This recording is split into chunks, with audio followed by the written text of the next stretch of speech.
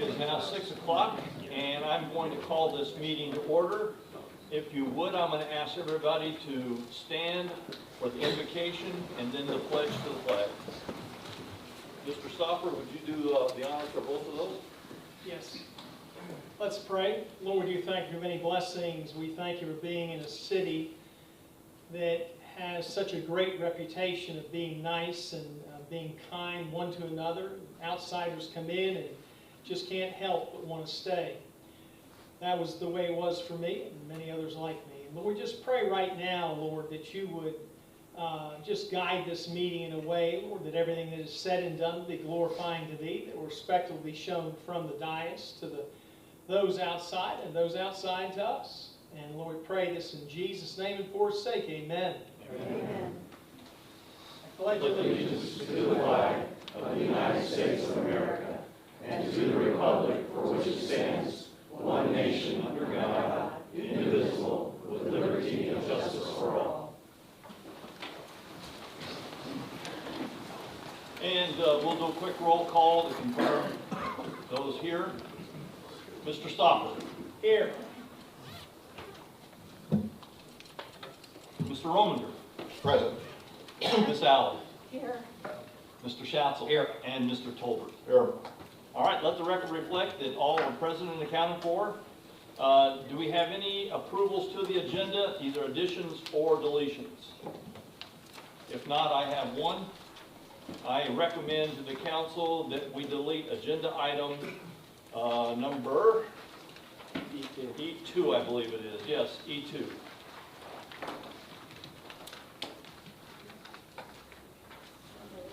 Do I have a motion to approve that deletion? So moved. Do I have a second? Second. All right, any questions concerning that deletion? All right, all in favor say aye. Aye. Any opposed, like sign. All right, E2 has been removed. I need a motion for the consent agenda. So moved. Motion. And Ms. Alley, you going to second? I'll second. And second by Ms. Alley. Any questions on the consent agenda? All in favor say aye. Aye. Any opposed, like sign. All righty, let's move down to the awards, proclamations, and presentations. I'm going to ask that we give a youth council update first. Mr. Tolbert, are you prepared to do so? Absolutely. The youth council held a meeting this afternoon at 4 o'clock. Had a full board in attendance along with a couple of other prospective members for the following year. They gave a wrap-up of their event held at Plough Elementary, which was all the fifth graders at Plough got a chance to hear about recycling from the Youth Advisory Council and from a guest speaker from Waste Management, helping educate the students to educate the parents on what can and can't be recycled, things like that. So it was well received. In fact, of note, the Waste Management folks took the props that the students created and put together to use at the Valparaiso Niceville Chamber of Commerce breakfast that they hosted the following week. So good job multi-using things. They have their next event scheduled up is supporting the Emerald Coast Autism Center's One Run 5K on May 2nd. They'll be there supporting that, doing just administrative help. And then they're also working on a safety initiative on micro-mobility devices. And their target audience is the Youth Little League. So I think next week they're going to hit some Little League games to try to educate on, hey, you got to wear a helmet now on that scooter and that e-bike and all those cool little electronic toys that we have running around, because there's a new county and city policy on that. That was it. Question. Sure. So when is the last youth council meeting for this spring? It will be held on May 12th, which is the next time this board should meet, and it'll be at 4 p.m. If you have anybody that is interested, that attends the high school level in the local area, whether that be Rocky Bayou, Christian, the collegiate, or Niceville High School, they're more than welcome to attend and join for next year, and we're looking for all applications. Thank you. Thanks for the paid advertisement. Are there any other questions for concerning the youth council? All right, then I'm going to ask representatives from the Niceville Exchange Club and the Emerald Coast Children's Advocacy Center to join me at the microphone there, and we're going to do a quick presentation.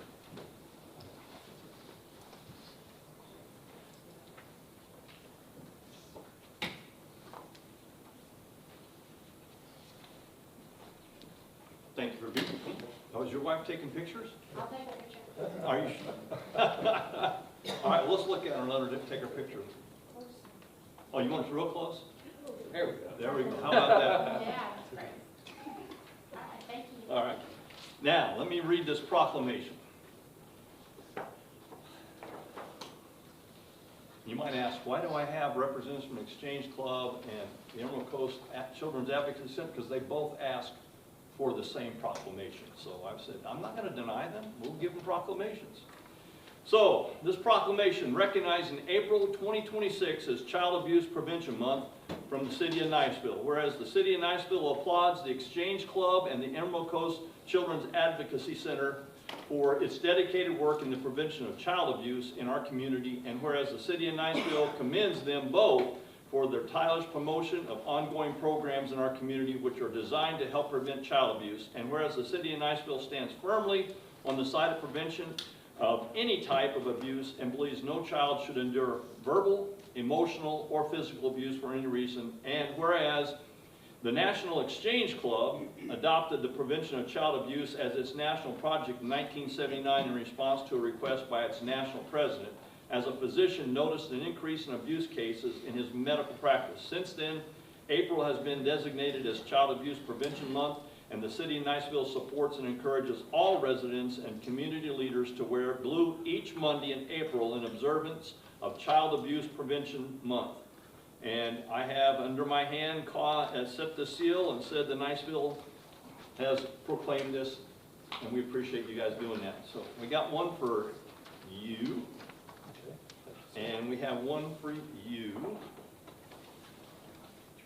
Thank you. All right. And I know we got to get close again, because this time she wants to take that picture again. No, just a photogenic. All right, thank you. I will give you each an opportunity. Anything you want to say? To let mayor and council know, we talked about starting our child abuse prevention center here in First Judicial District. Give you an update, Representative Maney has put us in for appropriation for $170,000. I talked with him the other day, he thinks that's going to come through, so that center will be starting up. And once that center starts up, we actually operate, Exchange operates 5 centers in the state of Florida. Currently, one of our oldest is in Jacksonville. In 2025, that handled 480-something cases with a 99% success rate of preventing child abuse, working with the parents, going in and using our national curriculum that is model-based, and it's backed up by DCF evidence-based. DCF comes back in a year and comes and checks us. It costs our center, when we get the center going, about $1,500 to work with those families. And where if I put that child in the foster care, or that each child, it's $105,000 per year. Wow. So we're saving a lot of savings. And we're seeing it also helps with truancy in the schools and other things where the kids not going to school is not a parent, it's not a children's problem, it's a parent problem. So we're going to get that up again. Thank you. We'll give you I'll say an thank you. Yeah, so my name is Christopher Phillips, by the way. I'm with the Emerald Coast Children's Advocacy Center. I'm here exactly what you're saying. Preventative care is so important because it's education in your schools with your children. And so we have found that 95% of that could be precautionary tools whenever we're walking them through how to report these types of incidences.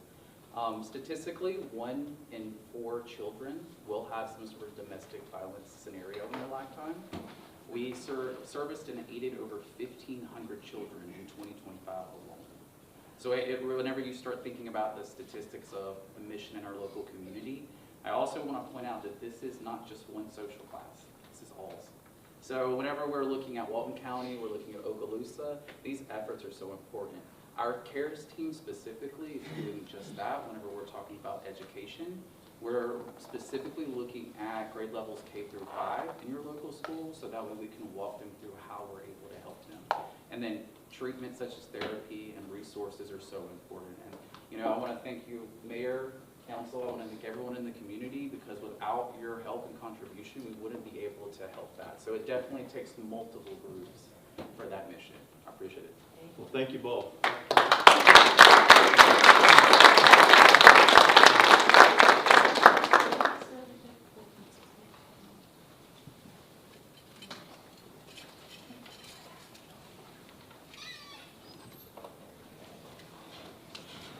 And next on the agenda, I would like to ask that our fire chief come forward. And he is going to do something very special tonight. We're going to swear in some new firemen. Chief, the floor is yours. Do we need to move some flags down there? No, I think we're gonna be fine, so All right. should be all right. Get this stage right up. Good evening, Mr. Mayor, council members. It's my distinct honor tonight to present to you the future of the Niceville Fire Department. It's a pretty unique and special night in my eyes. I don't know the last time that we had this many new firefighters introduced to this department at one time. We have 4 new firefighters and 1 chief officer joining us tonight, and we'll be adding a 5th one here in the next coming weeks. And that's effectively about a third of our operational force on the floor. So some big changes coming down the pipe, and we definitely want to honor their tribute at the beginning of their career here. You know, this is usually a 20 to 30 year run for most of these gentlemen, and I can remember, it feels like yesterday, 29 years ago when I was doing it myself, and we want to do it right. And so we're going to be swearing them in tonight, and I just want to acknowledge again all their sacrifice getting to this point thus far. All 4 of them are in the Fire Academy here at Northwest Florida State College. They've done an excellent job at college, putting them together for us. Actually going to be finishing up in about 3 weeks. So they've joined us a little bit early. They're doing shifts as of last week already, and then going to classes during the day. So without further ado, because I know you have a full agenda tonight, though, we're going to go ahead and bring them up. Gentlemen, please join me. Just go ahead and stand off to the right here, and we'll call you up. We will call them over one by one and have their significant others pin their badges on them. Before we do that, I'm going to introduce Division Chief of Professional Standards, Steve Fessler. Chief Fessler's wife was on his way here and had a flat tire, so I'm going to have the honor of pinning his badge on him tonight for him. Awesome.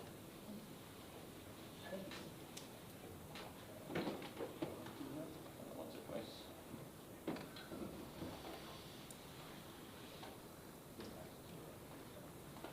Thank you.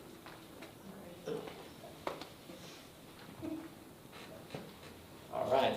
First up of our new firefighters is firefighter paramedic Jonathan Schmidt, who will be pinned by his daughter, Holly Schmidt. Come on up, Holly.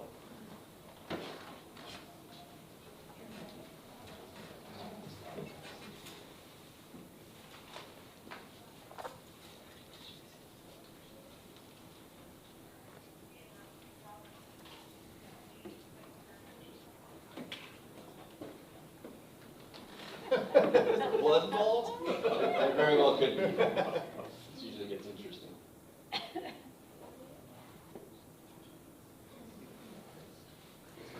Just stab it in there.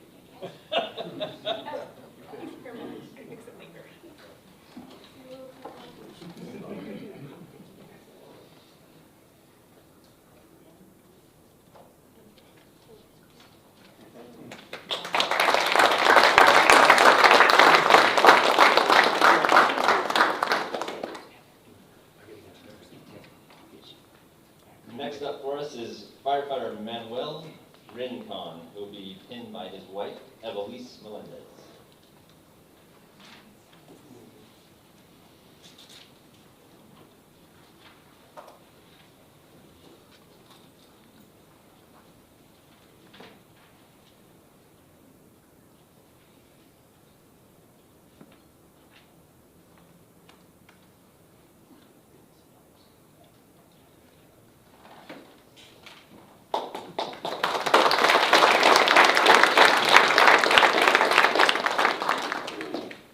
And next is firefighter Arantis Davis, who will be pinned by his girlfriend, Kelsey Hans. Say that right.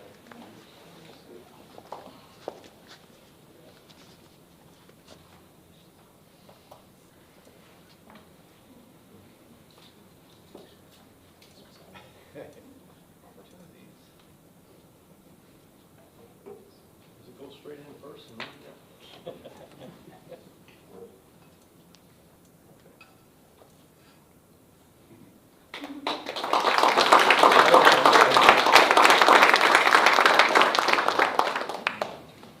And last but not least is firefighter Kyle Mallory, being pinned by his girlfriend, Carson Kelly.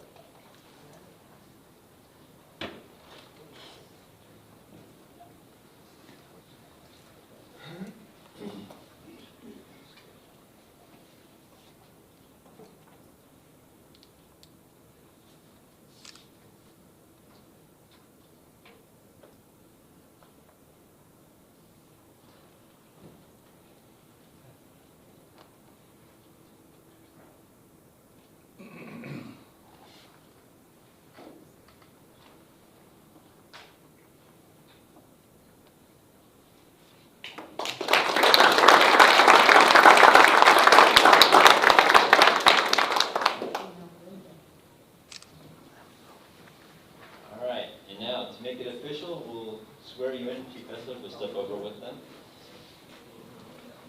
Let's see if we can get this.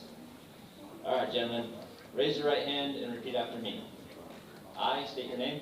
I, Scott Davis, Do solemnly swear do solemnly swear that I will support and defend the Constitution of the United States and the state of Florida, that I will support the Constitution of the United States and the state of Florida, and faithfully serve as a firefighter for the city of Niceville, and faithfully serve as a firefighter for the city of Niceville, that I will protect life and property that I will protect my life and property with courage in the face of danger, with courage in the face of danger, with compassion for those in need, with compassion for those in need, and with honor in all that I do, and with honor in all that I do, upholding the proud traditions of the Niceville Fire Department. upholding the proud traditions of the Niceville Fire Department. Welcome to the team, gentlemen. Is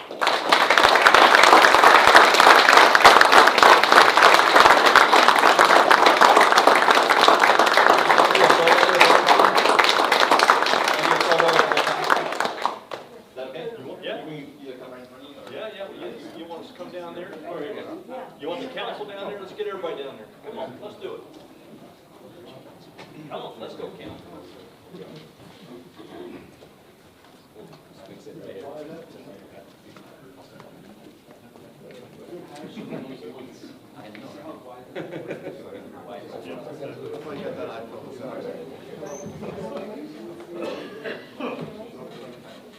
There you go.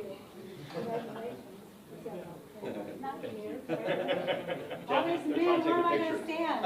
In the middle, in the middle, in the middle. Right here. Everybody smile. All right, I got mine.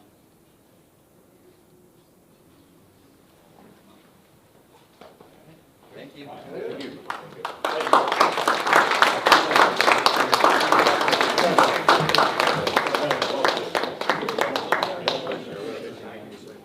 As always.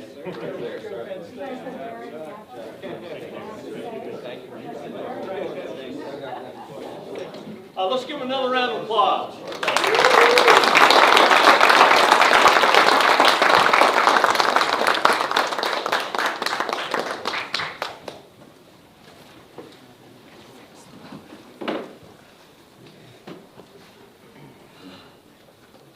It is great to bring on such great individuals. Know that you and the city of Niceville are well protected from both the hazards that you probably experience on a day-to-day basis from both our fire department and our police department, and we greatly appreciate them, and I know that you do too. Before we move into the actual business portion, there has been some public comments that have been raised concerning the process of assembling a quorum at our planning commission meeting that we had last Monday. And with that, I'm going to ask our city attorney, who was present and researched the law and is prepared to brief the council. After the briefing, he will entertain questions from the council if they have any. So, Mr. Hall, if you would. Mr. Mayor, council, the planning commission gathered on a sunny spring afternoon and was short by one member of a quorum. It is not a common thing, but it's not unusual in the history of the planning commission as a volunteer board. I can tell you that the staff, including the manager, set about immediately trying to locate additional members. I guess we'd had one member who had indicated ahead of time that they were not going to be there. So the search went on for the other members to find out where they were and try to get them to the meeting to create a quorum. That effort went on for about 15 or 20 minutes, telephone calls.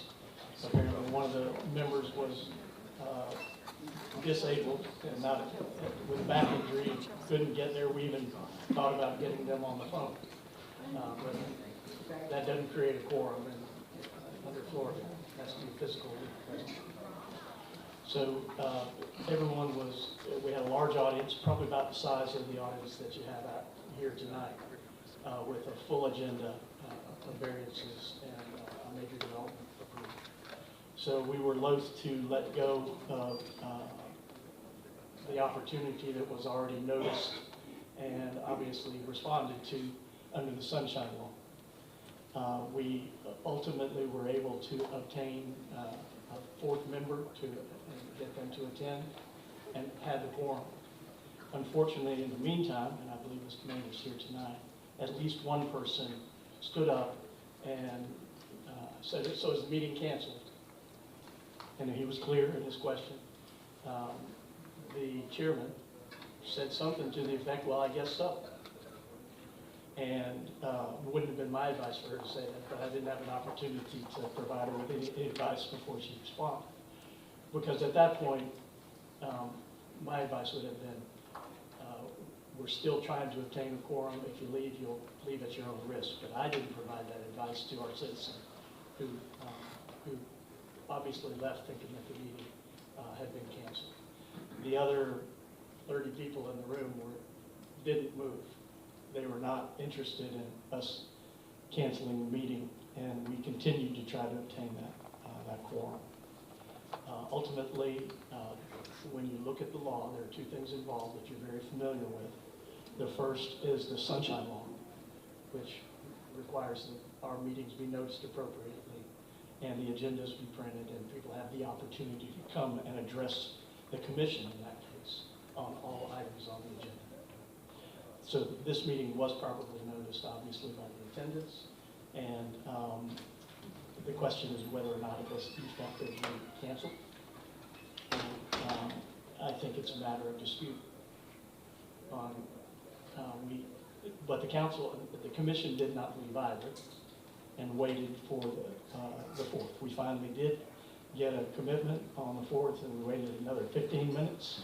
So we started very late, but we continued our way through the agenda. Unfortunately, Mr. Mayor, staff didn't know who you were.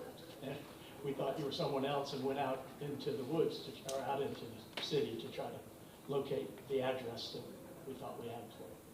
So I believe staff worked in good faith to continue to work to obtain a quorum, and then a quorum was obtained. The other part of the law that's affected, and it's important to discuss these matters, it's a thing out of Florida statute. It's called a right to speak. And it basically says citizens shall have a right to speak, even though limited, like most councils do, to a time period. They have a right to address their elected officials. Now, the case law basically, as you can imagine, this happens on occasion in small towns across Florida, so there is some case law out there.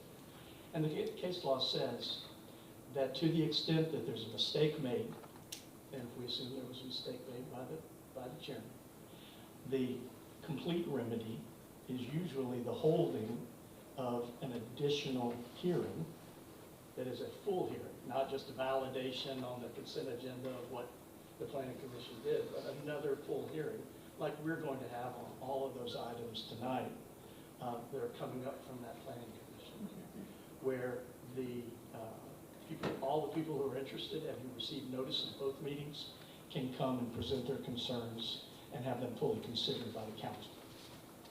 I believe that that is the remedy that is available to the council tonight. There is no law on the other side that says that a rescission or a rescheduling in this situation is mandated or required. It's a call on the council's part. Ultimately, it rests with you. And your planning commission decided to go forward with their agenda and vote on all the items. So that's my research and my background. If there's any questions that I can provide an answer to for you all, I'll be glad to. All right, anybody in the council have any questions for Mr. Hall? I do, Mr. Hall.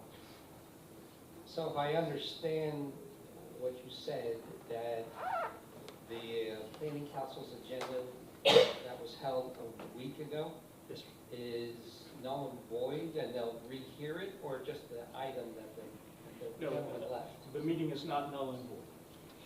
There is, where it sits is, some people have an opinion. And Mr. Hall, would you please speak into the microphone? Oh, I'm sorry, I thought I was. Some people, there's a difference of opinion on whether the meeting was canceled. Obviously, the larger group of people who were in attendance based on notice wanted to stay and see if they could have their agenda items heard by a full commission. And that ultimately happened. No decisions were made prior to getting a quorum, which is another legal requirement, as you know.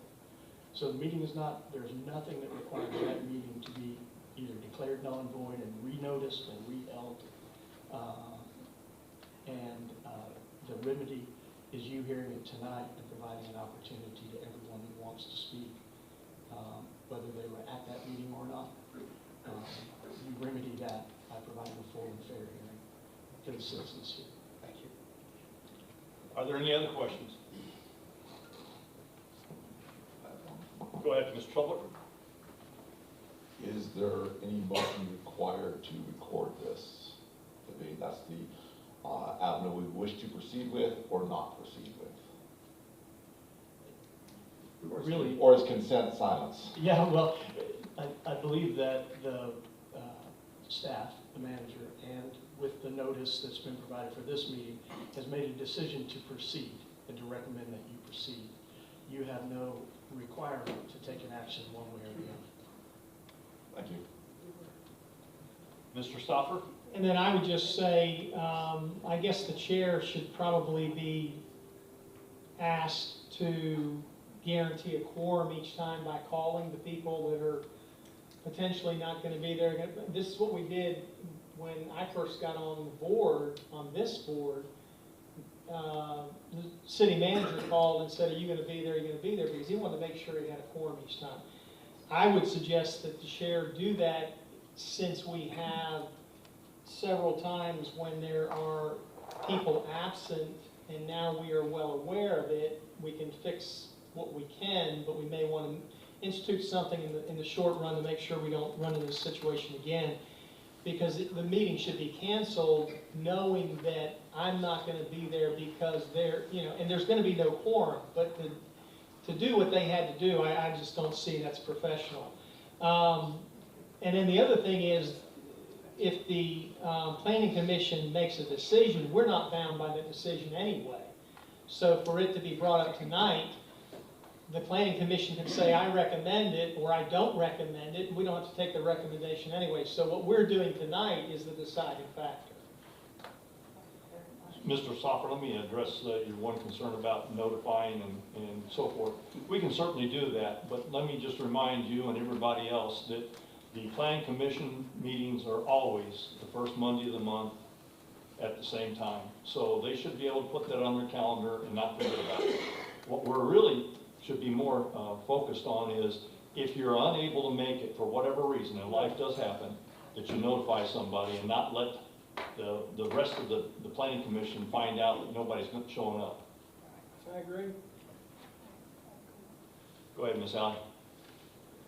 So if I understand you correctly, there was only one individual that left? Is that correct? To my knowledge, And he assumed, or she assumed, that the meeting had been canceled? based on a representation from the chair. Okay.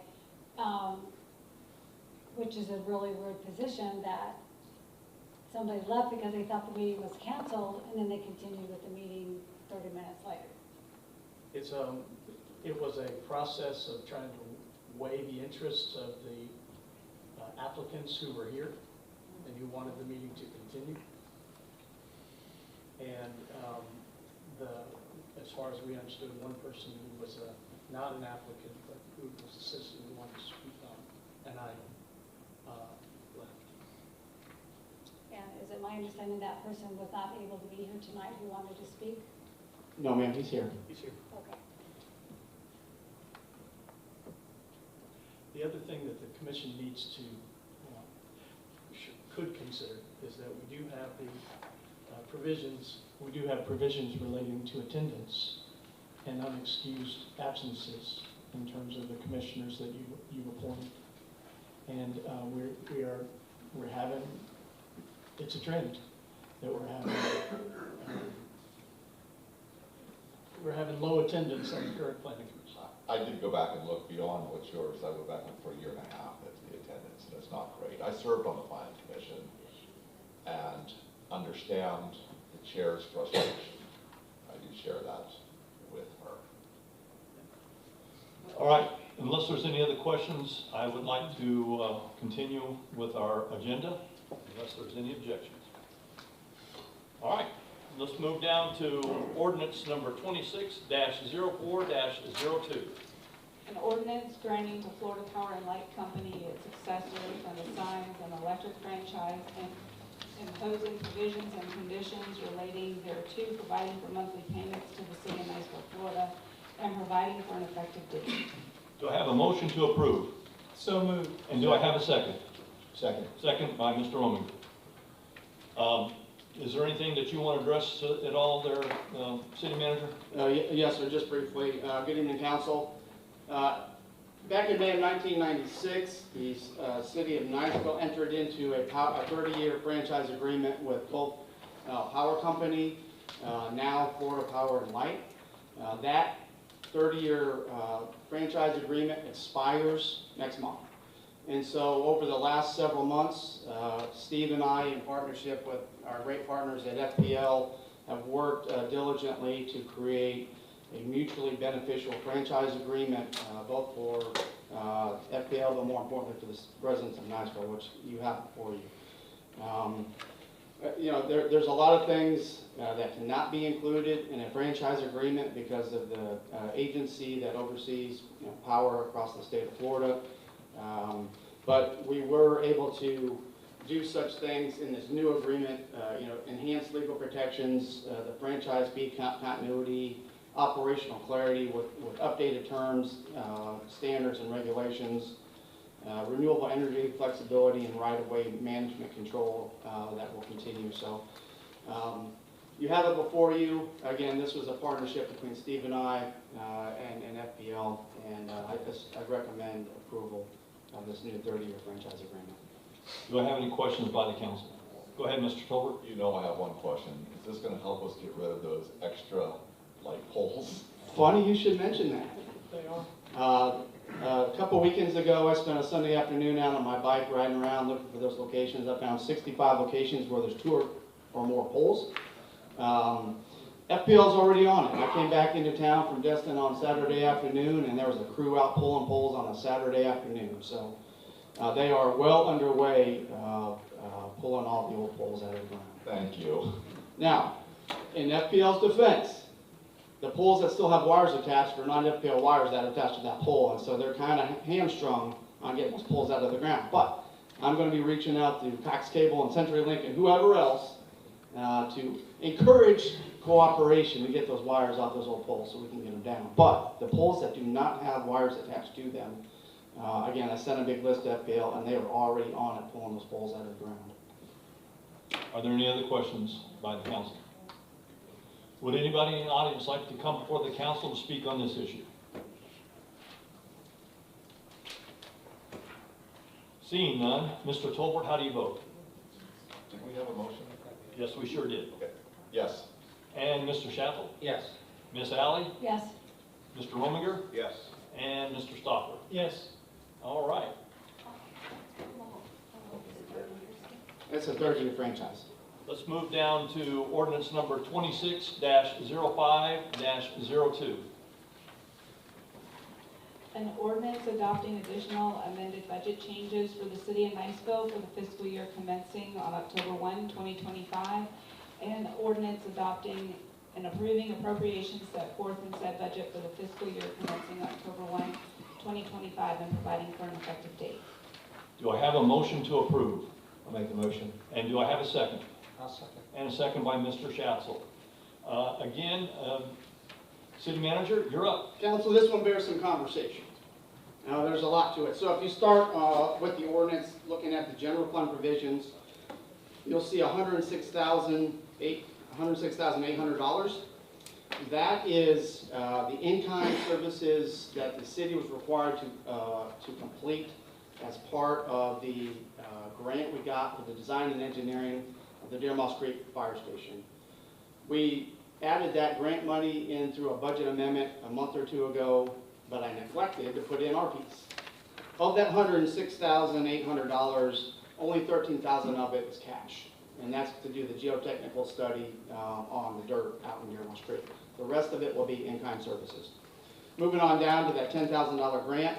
I don't mean to steal Chief Kay's talking points today, but the Wise Foundation graciously agreed to donate to the city $10,000 for paramedic training equipment.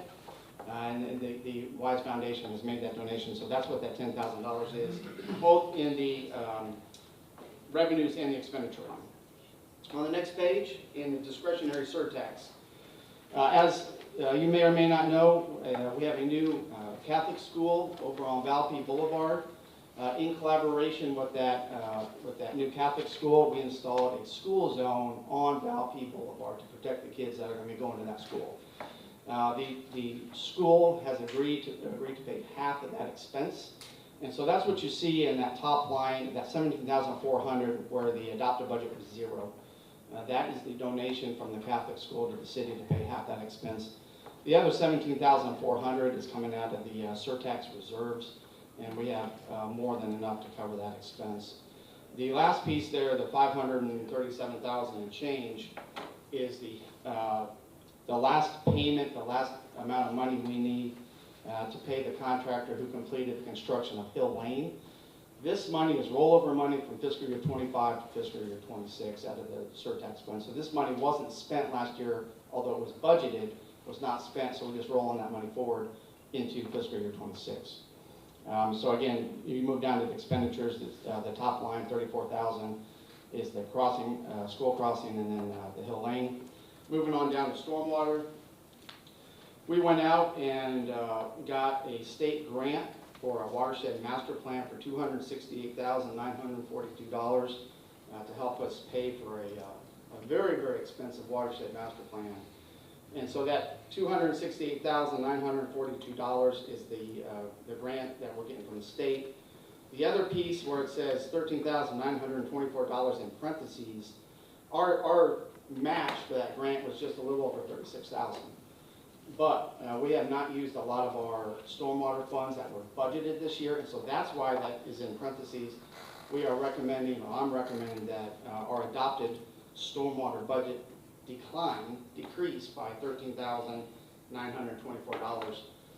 That will cover both our match and reduce the stormwater revenue that we need to get through the calendar year. And then again, that last piece is just the expenditure of the watershed master plan. So, any questions about any of that? Any questions by the council? I'd just like to make a quick comment before we go a little further. The school zone he talked about, that wasn't cameras. That was just putting in a school zone, okay?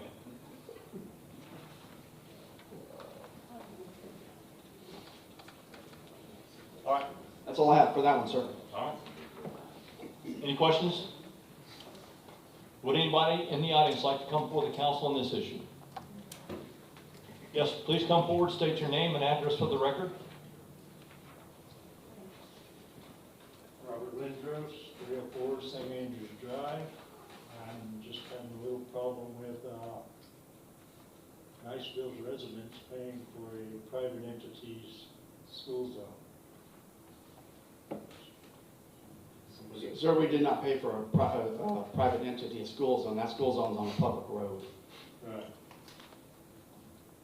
It's a private entity that we're paying for. No, sir, we would have had to pay for all of it.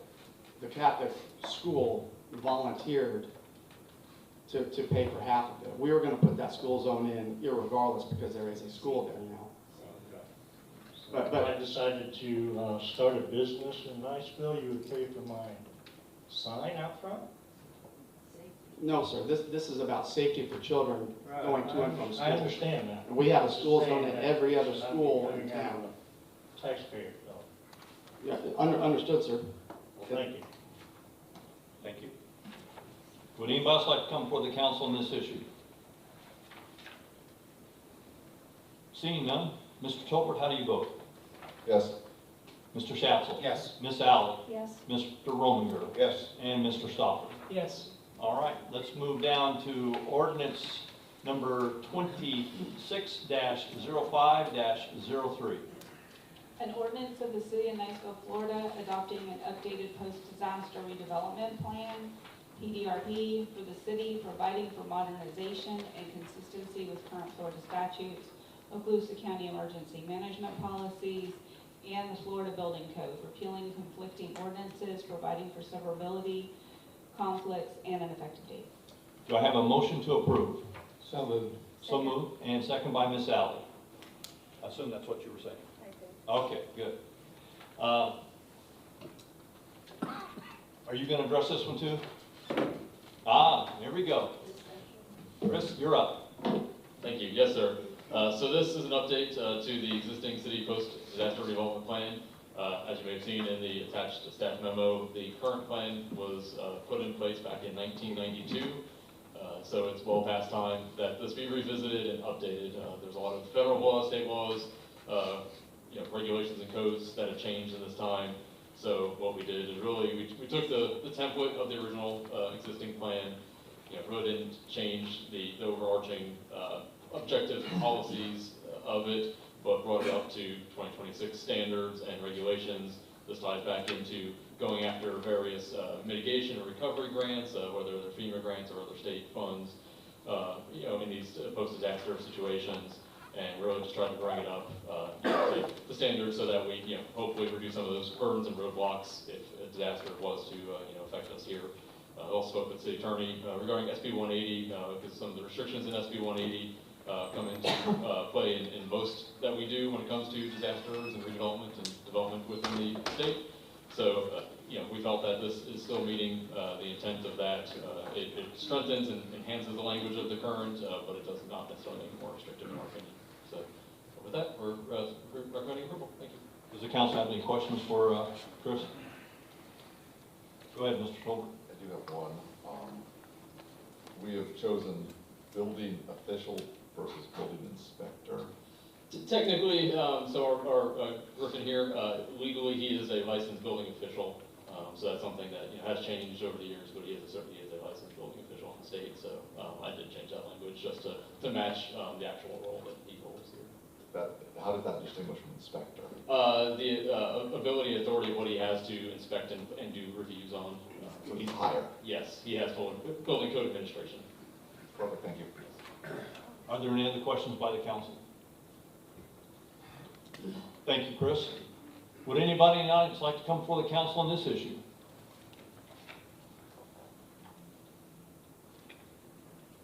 Seeing none. Mr. Stopper, how do you vote? Yes.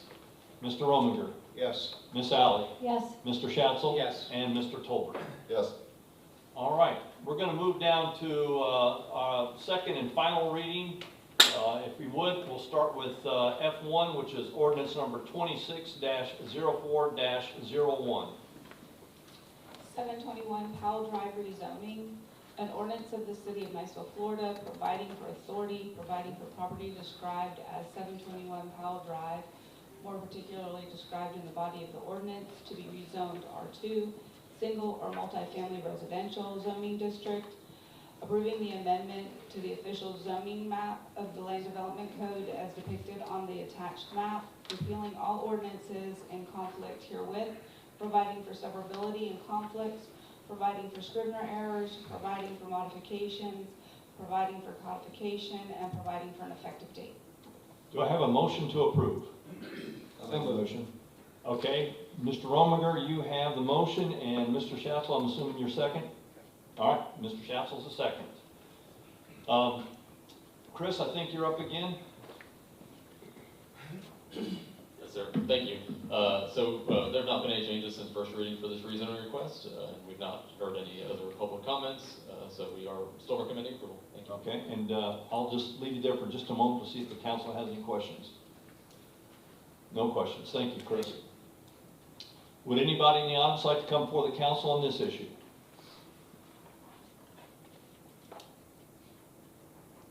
Seeing none. Mr. Stopper, how do you vote? Yes. Mr. Rominger? Yes. Miss Alley? Yes. Mr. Schatzel? Yes. And Mr. Tolbert? Yes. All right. Let's move down to the 411 Paradise Road variance. This is a request request for variance to allow construction of an accessory structure, a carport, within the front yard area, including encroachment into the required front setbacks.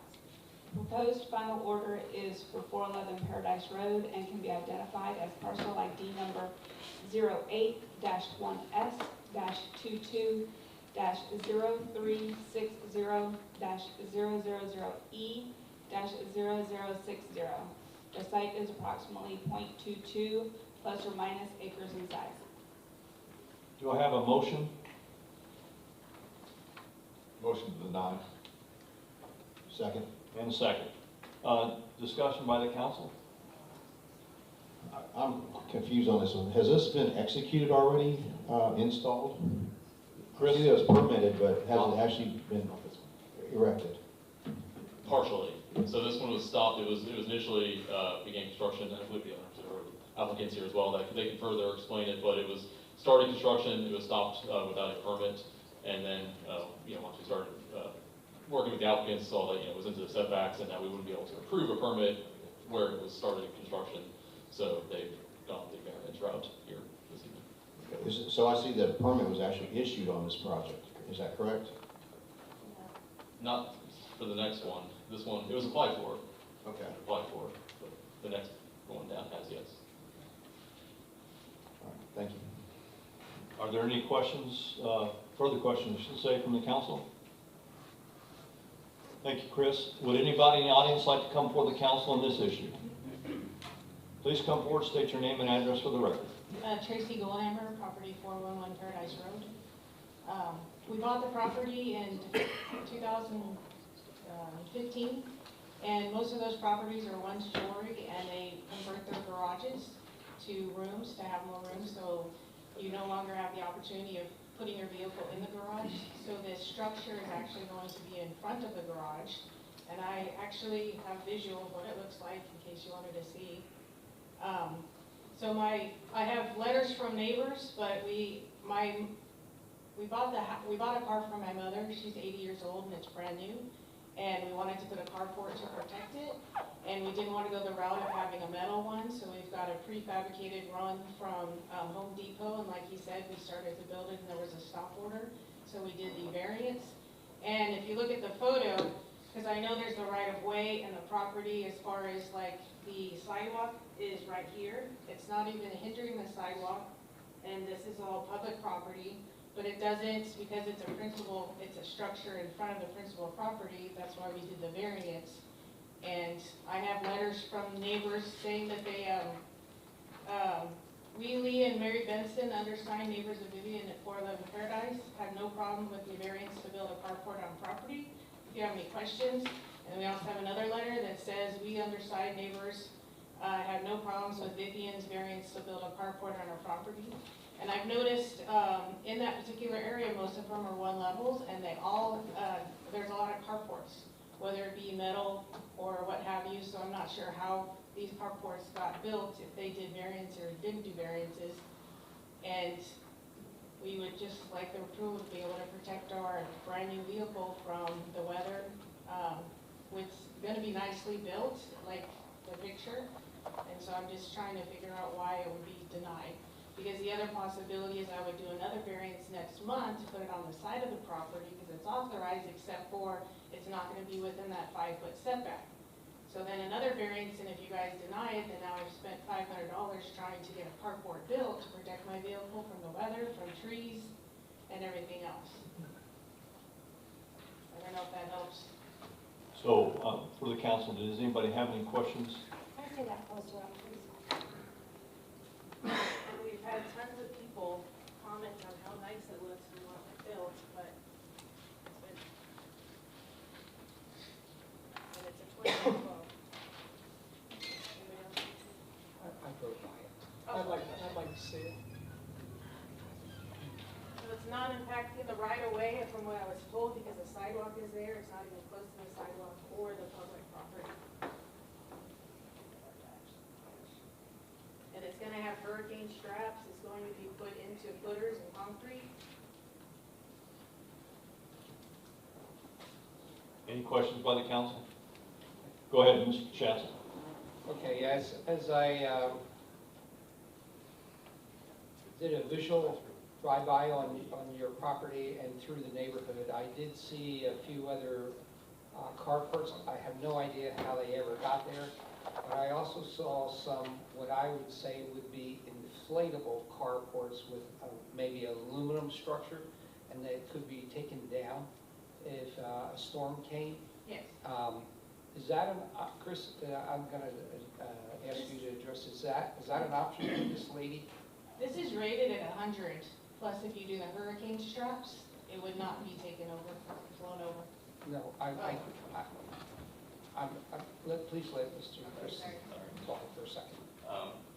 Yes, sir, it is. You know, there's some of these options that are they're temporary, portable type structures that, you know, don't fall into the building code requirements for permanent structures, for permitting requirements that, you know, they could go that route. Are there any other questions? Chris, did you want to address why it was not recommended by the planning commission? Yes, sir. So, and, you know, from what staff does a review and to the planning commission, there are certain criteria within the land development code in order to recommend approval, we have to make a positive finding for all of those criteria. And, you know, based on staff's review of it, there was some that it looks at, is there a special circumstance or situation unique to the structure or property that's not applicable to other properties, maybe in the same neighborhood or same zoning district. And so that was, you know, one that we felt that, you know, this is a pretty standard lot, pretty standard development within the community that it didn't meet. It did meet many of the criteria, and when we took it to the planning commission, they didn't specify anything differently than that. They felt that it again didn't meet those findings, the fact those criteria within the land development code to recommend approval. Thank you. Any questions for Chris? One more question, please. And this is probably for the property owner. This carport would not have any intention of being enclosed at a later date, is that correct? No, it's never being enclosed. So it's just asking for a roof on it? Yes. And any? It's to finish the structure, because it is actually, I would say, 70% complete. So it's gonna look exactly like this. The only thing missing is the roof. And no sides? No sides, no nothing, and it would be in concrete, and it would be hurricane straps to make sure that it's, because right now, just without that, it's 100 wind proof. So, Thank you. yes. Go ahead. First of all, I think Mr. Rominger had a question first. Yeah, I was going to ask you about the engineering drawings on that, what your footing ratings were, and then is that structure going to be rated for 145-an-hour winds once the straps and everything are in place? Well, it was going to be 4x4 rebar in the concrete, and then the hurricane straps would have the 145 miles per hour. What's the depth on the footers? The depth on the footers? It is 4 feet by 4 feet by 4 feet, I think. With the, right,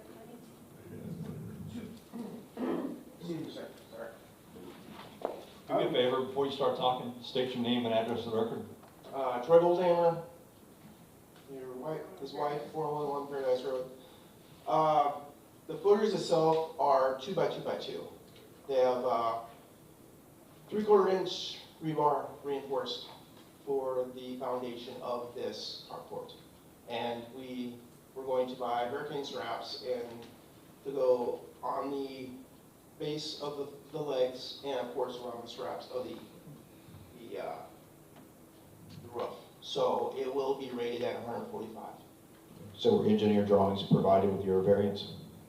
Yes, everything was provided to the council last week with the variance.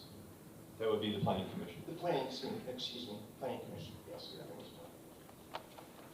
done. Mr. Stoffer, you had a question?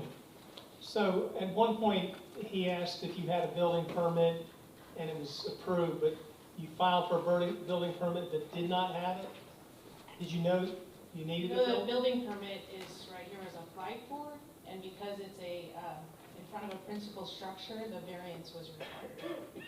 Because it's Okay, called an construction. accessory building. So you ended up starting the construction before the building permit? No, I started the construction not realizing I needed a building permit, and there was a lady down the street that had an approval, and the inspector saw ours and gave us the stop, so we stopped and then applied for the permit.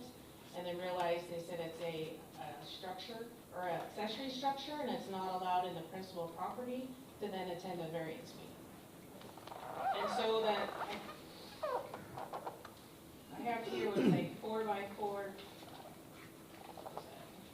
I mean, this is the hurricane straps that we're gonna attach. And yeah, it was concrete footers, 2 feet by 2 feet by 2 feet, 4 number 4 rebars, if that makes sense.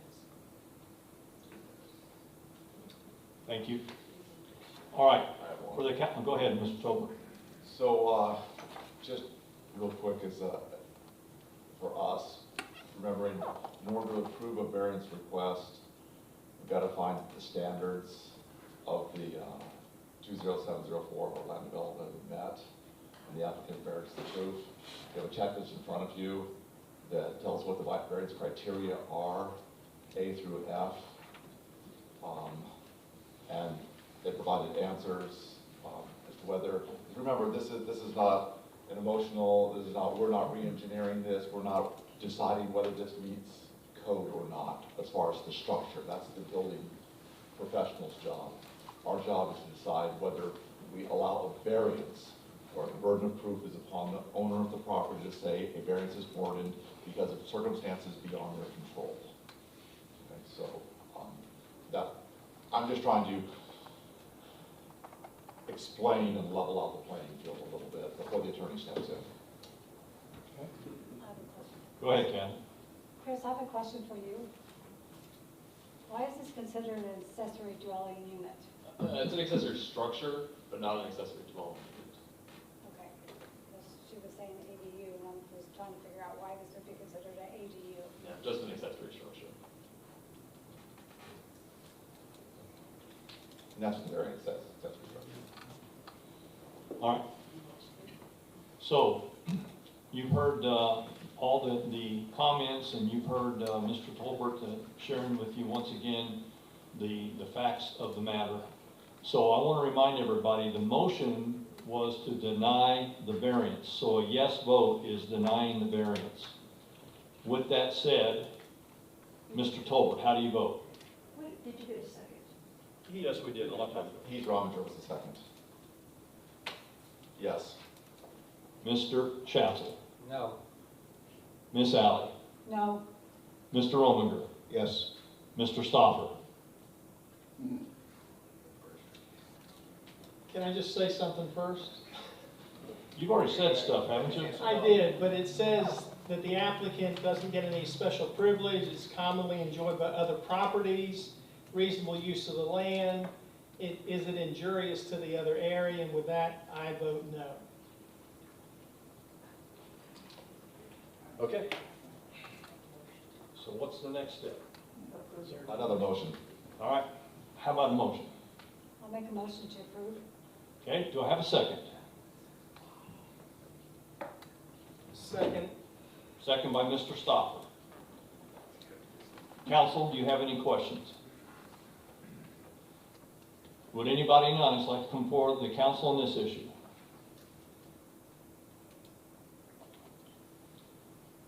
All right, seeing none, Mr. Tolbert, how do you vote? I understand why the planning commission fails to show up. No. Mr. Schatzel, Yes. Miss Alley, Yes. Mr. Ominger, No. and Mr. Stoffer. Yes. All right. Let's move down to the 110 21st Street variance. This is a request for variance to allow construction of an accessory structure, a carport, within the front yard area, including encroachment into the required front and northeast side setbacks in order to bring the property into compliance with our municipal code. The proposed final order is for 110 21st Street and can be identified as parcel ID number 08-1S-22-2000-000H-0060. This site is approximately .22 plus or minus acres in size. Do I have a motion to approve? I need a motion. Time to be brave, folks. Make a motion to deny. Second. Okay, we have a motion to deny and a second. Chris, you're up. Thank you, yes. So this is a request for another carport. This was one that maybe a bit of a slightly different situation here in that there was a building permit that was applied for prior to construction of this. This carport has been built. The building permit that was applied for and approved and issued did have a site plan that met the land development code standards for setbacks, as it was an attached carport versus detached, and the site plan indicated that it would meet the front and side setbacks for the carport. So the permit was issued. After that time, our building official went out, did his inspection, and when he went out there for his inspection of it, he could clearly see that it was encroaching into the setbacks. This carport is almost right up against the side property line. You could tell it wasn't 25 feet back from the front. So immediately got with me and our senior planner. He was here at the time to review it, and from there, that's where it gets a little bit difficult here in the situation, in that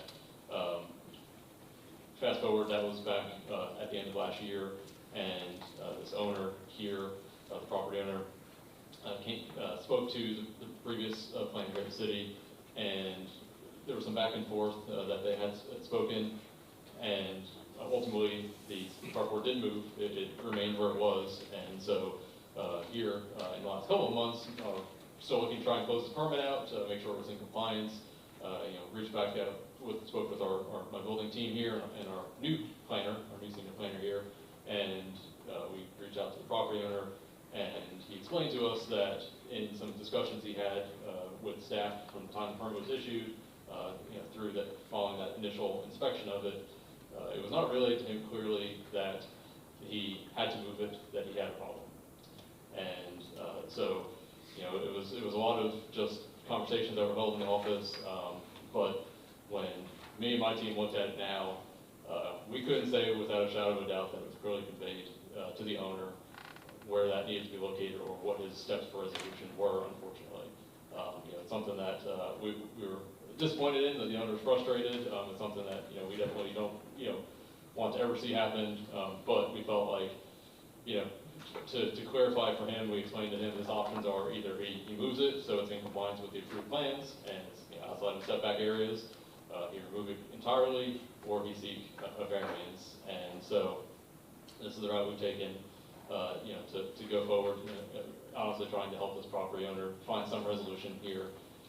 It's been a difficult situation for him personally that, we obviously don't take, we look at the facts of the code here, but this is one that, we wanted to try and look at the options for him, knowing that, ultimately we can't approve this final inspection and close out this permit where it exists, and we can't just ignore it and hope it goes away. We need to, see this through and, look at the options and take it here. So we did prepare this request on behalf of him based on just that situation that occurred over this past fall. And so, for this one, we are recommending approval based on the criteria here and the situation, but I'm happy to answer any questions. Council, do you have any questions for Chris? Go ahead, Mr. Rominger. So the plans presented that were permitted met requirements? Yes. The owner did tell us verbally, during this time here after the fact, that he had spoken to some former staff and that there were some type of revised plan that, supposedly was said, okay, hey, look, we'll adjust it, you're all good, but. So where did the revision come into the plans that took it out of compliance? We have no copies of that plan on file here. Everything we have on file meets the requirements of the code. I get the sense you have more questions, so I'm gonna let you go. Well, I'm trying to understand this. So it was built within the setbacks? It's encroaching into the setbacks. Okay, so it is encroaching into the setbacks? Yes. And the plans presented showed that they did not encroach into the setbacks? Correct. But after it was built, they did encroach into the setbacks? Correct. That's where I'm disconnected at, is trying to figure out how did the plans deviate from what actually happened? And that's honestly been a challenge that we've had as the current staff here. This was approved with prior staff on the building and planning side than we have now. And so I don't know, none of us were party to any discussion specifically with the owner and or contractor in this. this kind of came to us just on the inspection side when we caught this issue, and, here we are. Go ahead, Ms. Alley, and then I'll come back to you, Mr. Winger. Is this the original plan that was submitted? Yes, And is the dimensions that are drawn on here exactly what's on the property right now? for the carport is no. Okay, so what they approved and what's drawn on here and what was built is different. Correct. And so what is the remedy for this? Or is it grant a variance? Well, it's either to relocate it, or modify the size of the structure, to make it meet the setback requirements, remove it completely, or seek a variance. And the homeowner's not here tonight? Yes, that's what I said. We've been speaking to him to try and have him meet us here. So it looks like this is a metal freestanding carport? Yes. And does it currently meet current building code and for wind rating? Yes, the only current deficit on the inspection side was the location.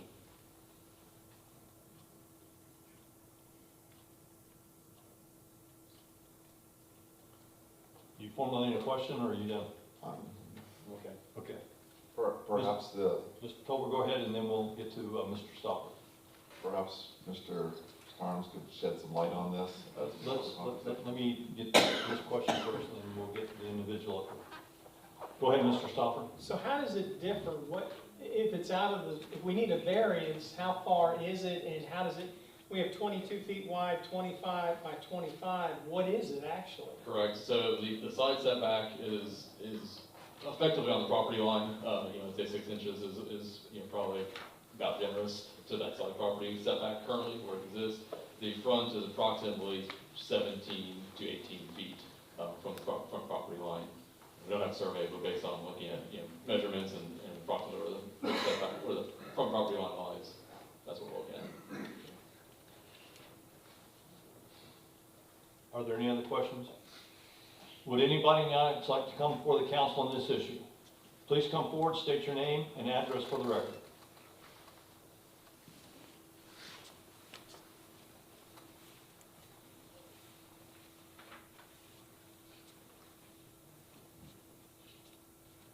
Good evening. My name is Billy Starnes, 110 21st Street, Niceville.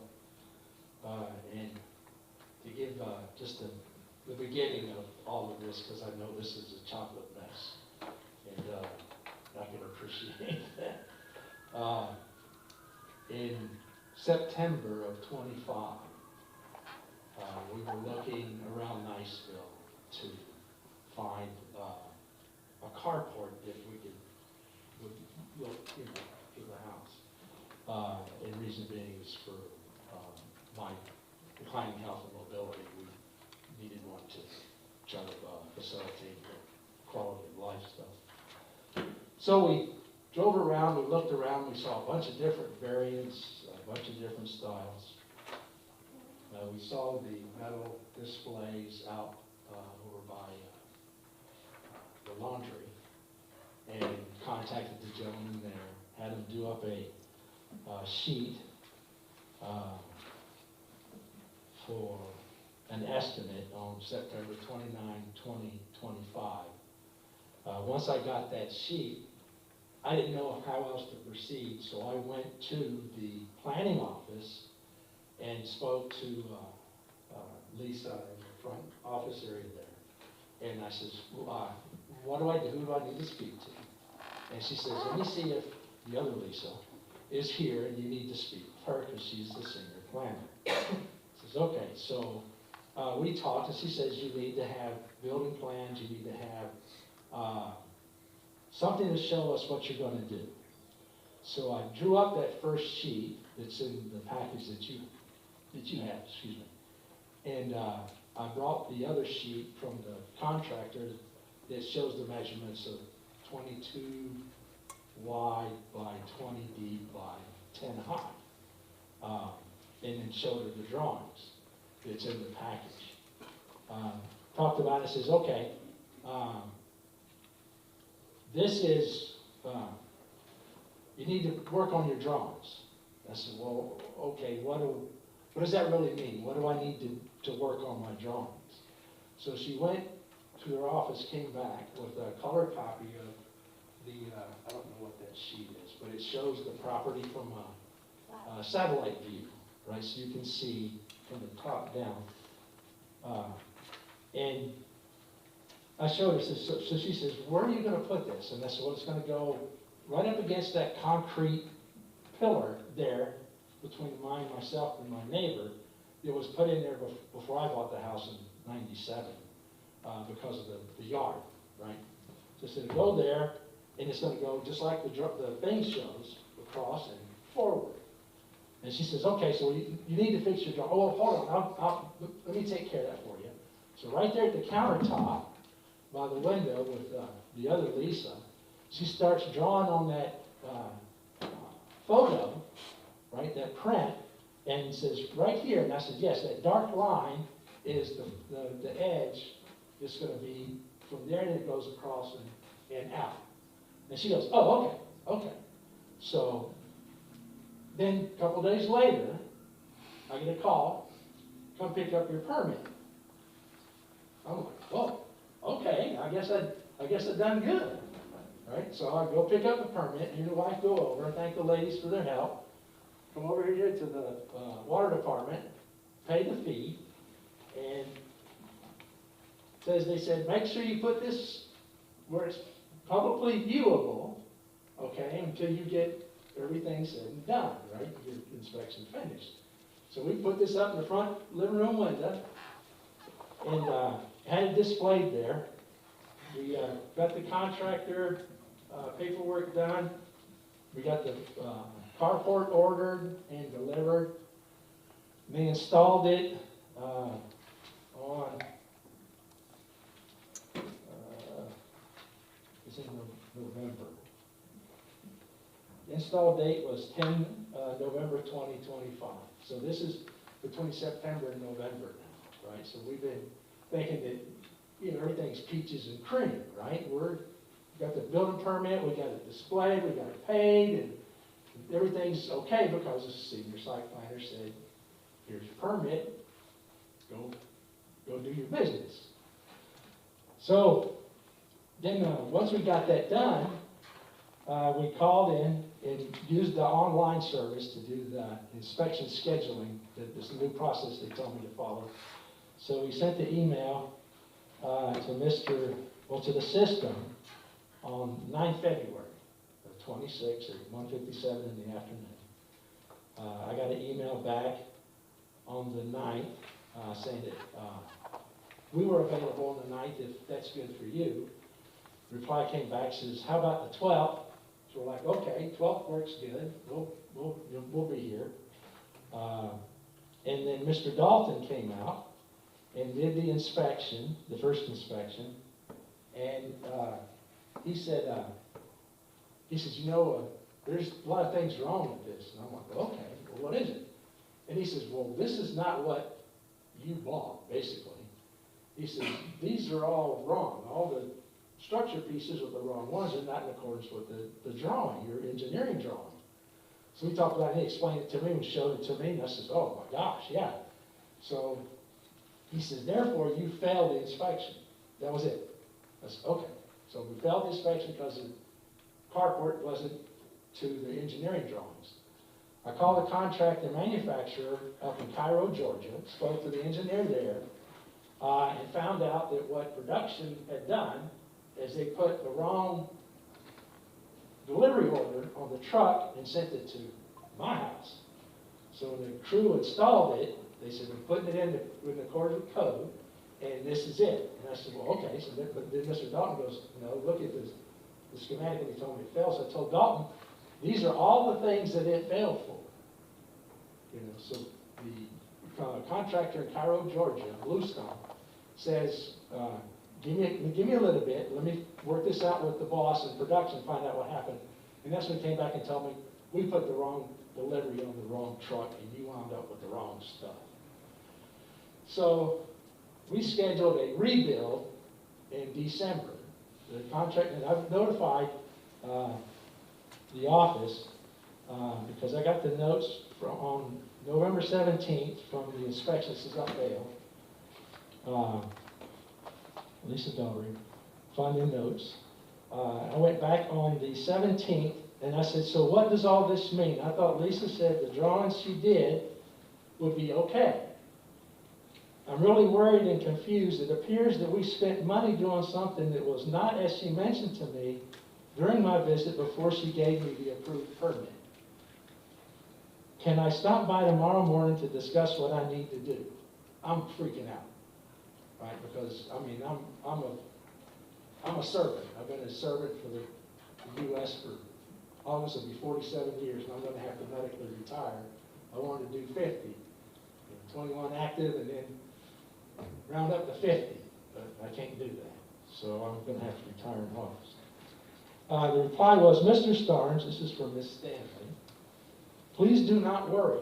Please contact the carport installers and have them address the issues mentioned by the building official regarding the Florida Building Code related to the construction of your carport. So then we scheduled the replacement of the parts for December, and right after she sent that at 2:58 on the 17th, I went back and I asked her, I says, on the 25th, a week later, 10:33, I said, do I need another permit then? Because I thought we were having to do all over again, so we're just going to start from scratch. She said, no, sir, this permit is still active until the final inspection is complete and passed. I replied back at 10:36 that same day, thanking her for a quick reply. The crew came out in December the 23rd, took all the old structure down, put in the helix anchors, I think they're called helix anchors, are the ones that auger in, attached them to the frames, put the new trusses in the top, that are the reinforced ones according to code, 145 mile an hour, with the beefed up braces and everything else. And then we said, well, and I talked to him, I said, well, they're going to come out and fix all of this. I said, do I need another permit? No. Can we add half sides to it and cap the ends while they're coming out? Just have them do that too, you know. And that was, sure, knock yourself out, you know, no additional permit required. You're fine. Just press. So December comes and goes. I'm trying to schedule inspection. I couldn't. I was back at MD Anderson in January. Was down in February. Finally got the second inspection done on Mr. Dalton what did I say? Oh, I'm sorry. But the inspection report that I got back from Lisa Daugherty had the area highlighted in blue that talked about setback. And that's when I sent the email to them and asked them, what does this mean? You know, what does this blue highlighted area mean? And they said, don't worry, just get your carport fixed and press on. That was that email I mentioned to you earlier. I'm sorry. Yeah, that was when I was sent back on November 17th, when I asked what does the blue highlights mean on the report. We spent money doing something that we shouldn't have done it, you know. And then between all this time we got the other inspection done, we passed with flying colors because it was built to spec. The augers were in, all the things were done, the brackets were put on like they're supposed to be, and then Mr. Dalton said that your inspection is approved and passed, but you need a variance. And I'm like, well, okay, I don't understand that. I don't know what that really means. So then we spoke with Mr. Frizzetti and the team, very kind folks. I explained to them everything that happened. And I says, here I am, stuck, because I can't move it. I have to take it down, and then I'm out $5,000 for a carport that I got a permit to build, and reinforcing emails saying that, you know, you're okay, just get the contractor to fix what was broke, and you don't worry about it. So, Mr. Starnes, let me stop you right there. How off are you on your setbacks? How off are we? Chris, you want to take that? Yeah, I'm sorry. So so if he's off on the side, it should be 7.5 feet. As an attached structure, it should be 7.5, and it's probably 6 inches or less from that side. And from the front, it should be set back 25 feet, and it's set back approximately 17 feet. So maybe closer to 20, so somewhere, yeah. So the setback on the front is close to 20 foot? Yes, so we'll say it's encroaching into it, 5 or so feet encroaching. Okay, and then the side setback is? It's 7.5, but he's at about 6 inches or less, so. He's in violation of 6 inches? He's in violation of about 7 feet. 7 feet, okay. Yes. All right. I'm still scratching my head how we got to this point, to be quite frank with you. Me too, because, like I said, I don't know nothing about this, right? So I've been around long enough to know, and I'm a program manager, and I work with a team of people, a team of experts.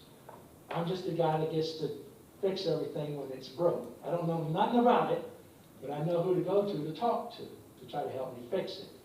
So my first recourse was to go to the experts in the planning office and talk to the senior site planner, or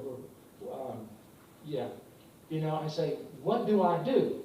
How do I do this? What do I do? So I think in trying to help get the carport installed, maybe, I don't know, because I can't read people's minds, but I'm thinking that, maybe it's like, hey, don't worry about it. That's what the partner got, don't worry about it. And I'm like, well, okay, so what do you know that I don't know? It wasn't shared with me. And when you tell me don't worry about it, you're the expert. You're the one that told me I could get my permit. You're the one that modified the drawing right there in front of Lisa Daugherty. So if you look at that color picture, the one I saw, there's 2 sets of boxes on that thing. Mr. Starnes, it looks like your driveway is actually like touching the property line. It's not, sir. The marker on my neighbor's side everything's 6 inches off the property line. That white concrete pillar is 6 inches off the. That's why I said you've got a pretty wide double driveway, almost a triple. I mean, by looking at it from the aerial view here. And so you look like your driveway is literally probably less than a foot from your side property line. And that's a replacement driveway from the one that was there when I bought the house. All I did was take out all the broken concrete and put the pavers over the top of the concrete that was there. The broken concrete was up on the right-of-way by the street. City of Niceville is kind enough to come in and fill the holes every now and then with rocks and gravel and sand, but that was unsustainable. So, we just replaced the driveway. So that was 20 years ago. So my understanding, this has really just been kind of really almost a little misinformation with changing staff and whatnot to give you proper guidance. I would like to withdraw my motion to deny. Okay. And You're I the second. No, I was primary. Primary, okay, Yeah. you were the second, right? All right, so he wants to withdraw, do you withdraw your second? Sure. Okay, I'll make the motion to approve. do I have a second? Second. Second by Mr. Stoffer first. Beat you by that much.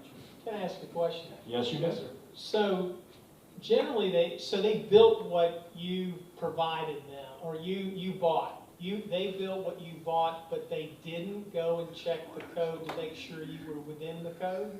So the code they referenced was the code and the engineering drawings for the hurricane standards. Yes. That's what I learned from this. So what they do is your engineer will design it, but they're not worried about the setbacks. They don't That's not their problem. They just build it. Build. They're just concentrating on building. The installer though versus the engineer. If Yeah, it was the an installer installer, is who I'm asking yeah, about. that's what he's asking about, is the installer. Is why the installer didn't do due process, I mean, So this is due the, diligence. so this is the problem we run into, is when you have out-of-state agencies come in and they build, and they don't research current building codes and setbacks, because all your municipalities all have different setback requirements. In this particular case, I see this all the time where companies come in, one is they don't have proper Florida engineered code, stamped plans, and then two is they don't understand our setbacks and codes that are, to each municipality, so. And three is they get paid for building the building and you have to live with it. Yes, sir. And it has been a tremendous learning experience for me in 1 year.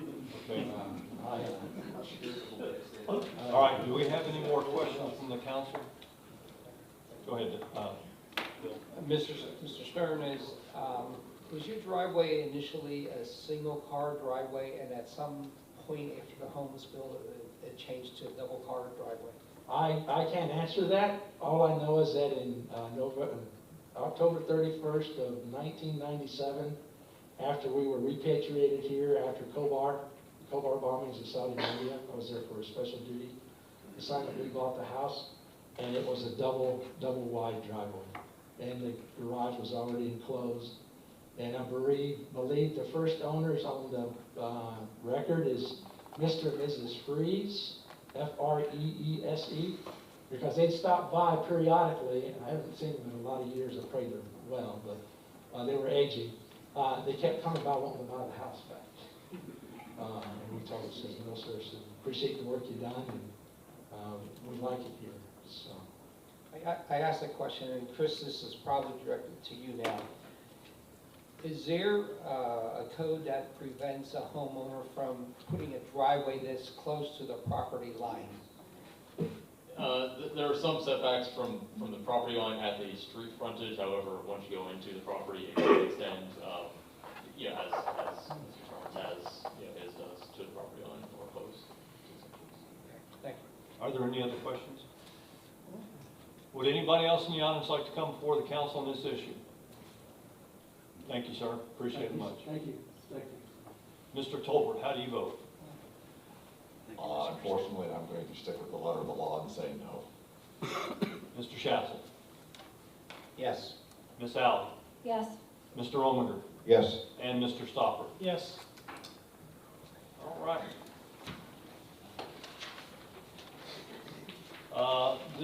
The next one up is the 567 Bayshore Drive variance.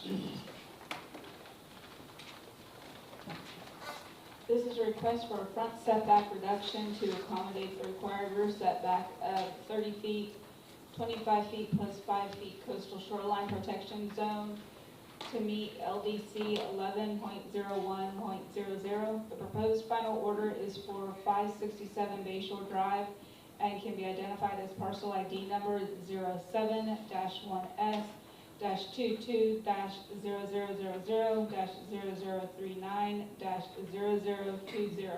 This site is approximately 0.1 plus or minus acres in size. Do I have a motion to approve? I'll make a motion to approve. And I have a motion. Do I have a second? Again, do I have a second? Motion to deny. Can we go ahead and do that if we don't get a second? No second. No second. All right. I have no second on that. That motion fails. Do I have any other motion? Motion to deny. Do I have a second? We have a motion to deny. Do I have a second? Second. Second by Mr. Rominger. All right. Mr. Presetti, you want to come up one more time? Maybe a few more. Okay. So yes, this is one that it did come to us. It is requesting a reduction in the front yard setback down to 20.4 feet. Staff did review the criteria in the LDC and does not find that it meets all of the criteria to recommend approval. The item was brought in front of the Planning Commission last week, and they also made the same findings to recommend denial of this request. Be happy to go into more details if you'd like, but I take it the yellow is the flood zone? Yes, so that one there, it is, part of it's in an AE zone. The kind of the light green is a V zone, and the dashed line is the coastal A or Limois zone. So that's really mainly, it sounds like to avoid having to build it on elevation?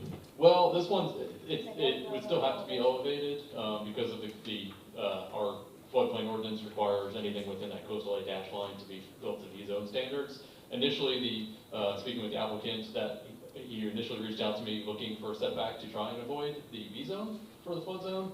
However, the conversation turned to, he didn't realize that from the mean high water line, and there's a shoreline protection zone of 5 feet from mean high water, and then residential development must be 25 feet landward of that 5 foot. So effectively it's a 30-foot rear setback. So when he learned that, he moved it north to get it up to 30 feet off of the mean high water line, but then pushed it into the front setback because his house plans, he had already planned for a certain size house at that point. So that's really kind of what led us here. Does council have any further questions for Mr. Pursetti? Thank you, Chris. Would anybody in the audience like to come before the council on this issue?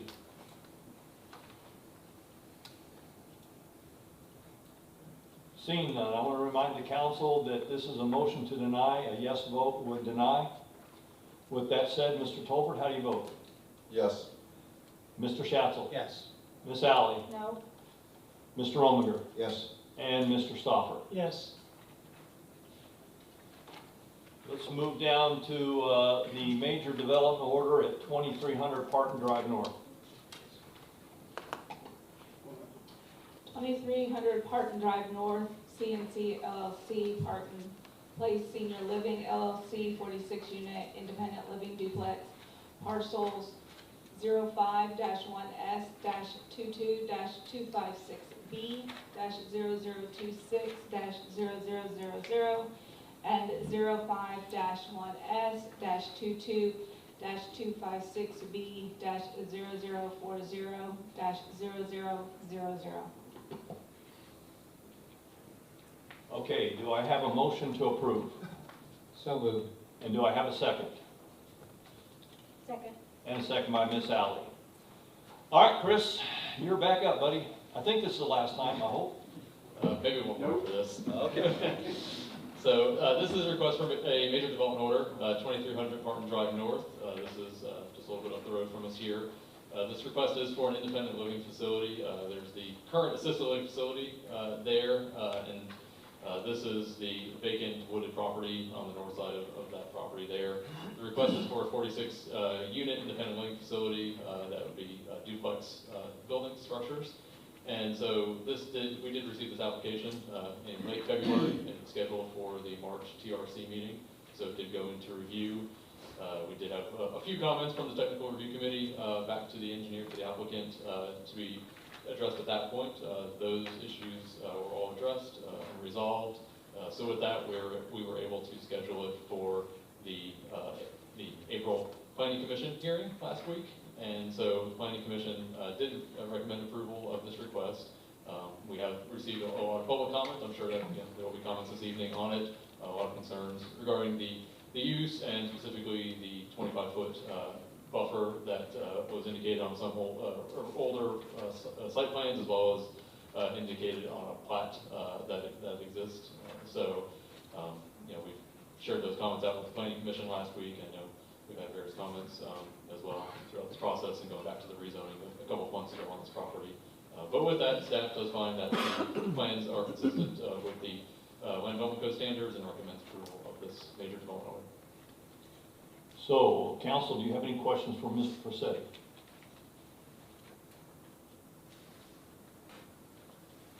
All right, thank you. Would anybody in the audience like to come before the council on this issue? Please come forward, state your name and address for the record.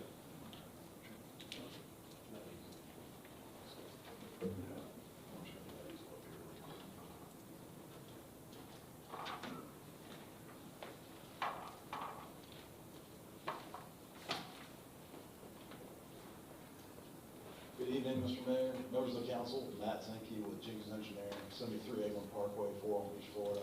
Here on behalf of Chandler. I just move your mic up. Okay, can you hear me better now? Yeah. Okay. I think Chris kind of went over several of the points I was going to make, but just to reiterate, it's a 23-building duplex units, so 46 total units, independent living facility, which the city considers a multifamily project.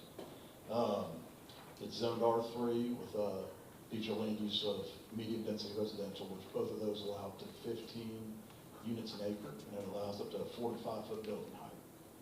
We're proposing 46 units, we could do up to 130. We're proposing 1 story, we could go up to 4 story. We're not asking for any special exemptions or variances. This is basically a major development order, so that's why we're here in front of you tonight. And I know some stuff's come up about buffers in the previous projects, so I was going to just give you a little bit of history on what was originally intended.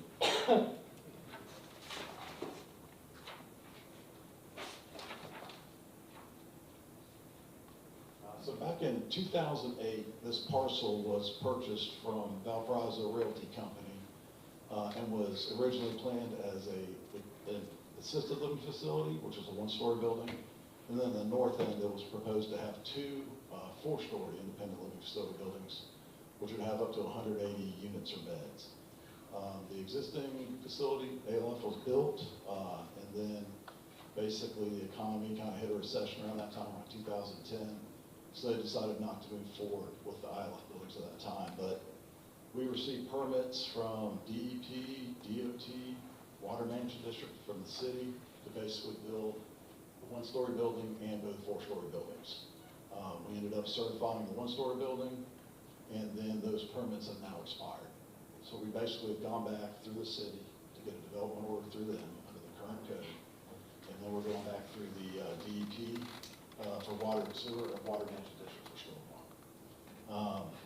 Basically, the idea behind this is the Huffs are wanting to provide, a place for someone, if they have a spouse in the ALF, they can then come back to, a unit here in the ILF, and they can visit each other, that kind of thing.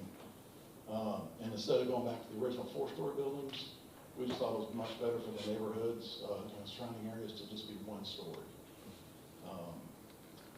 As a multifamily project, the city basically requires a 5-foot buffer from us to a single-family adjacent project or development. So, with only 5 foot being required, that's a planted buffer. We're actually going to provide a 10-foot undisturbed buffer.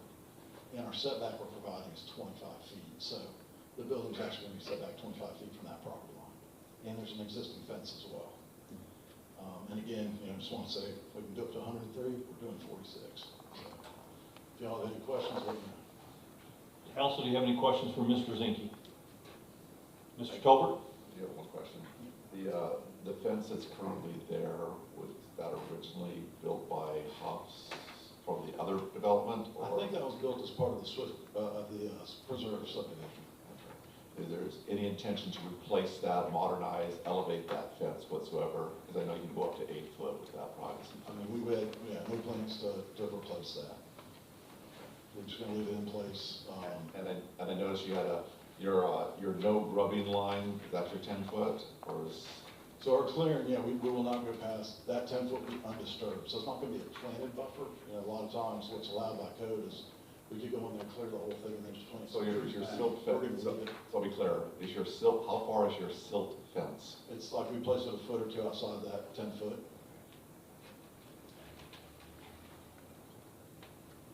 Do you have more questions, Mr. Tolbert? Nope. Okay.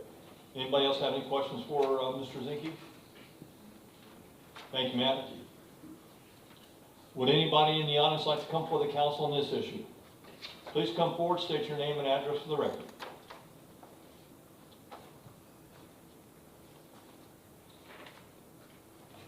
My name is Jim Maynard. I live in the preserve at Swift Creek, which is just north of the proposed area of construction. I have a packet here I want to give you, if you don't mind. Sure, bring them out. And that way you can kind of follow along. It's not going to go over the whole thing, so I know it's late, but if you just follow along with some key things. When you go back to the microphone, will you please state what address you have for us? My physical address? Yes. I could do that. Mr. Mayor? Thank you. Stuck together here. Pastor.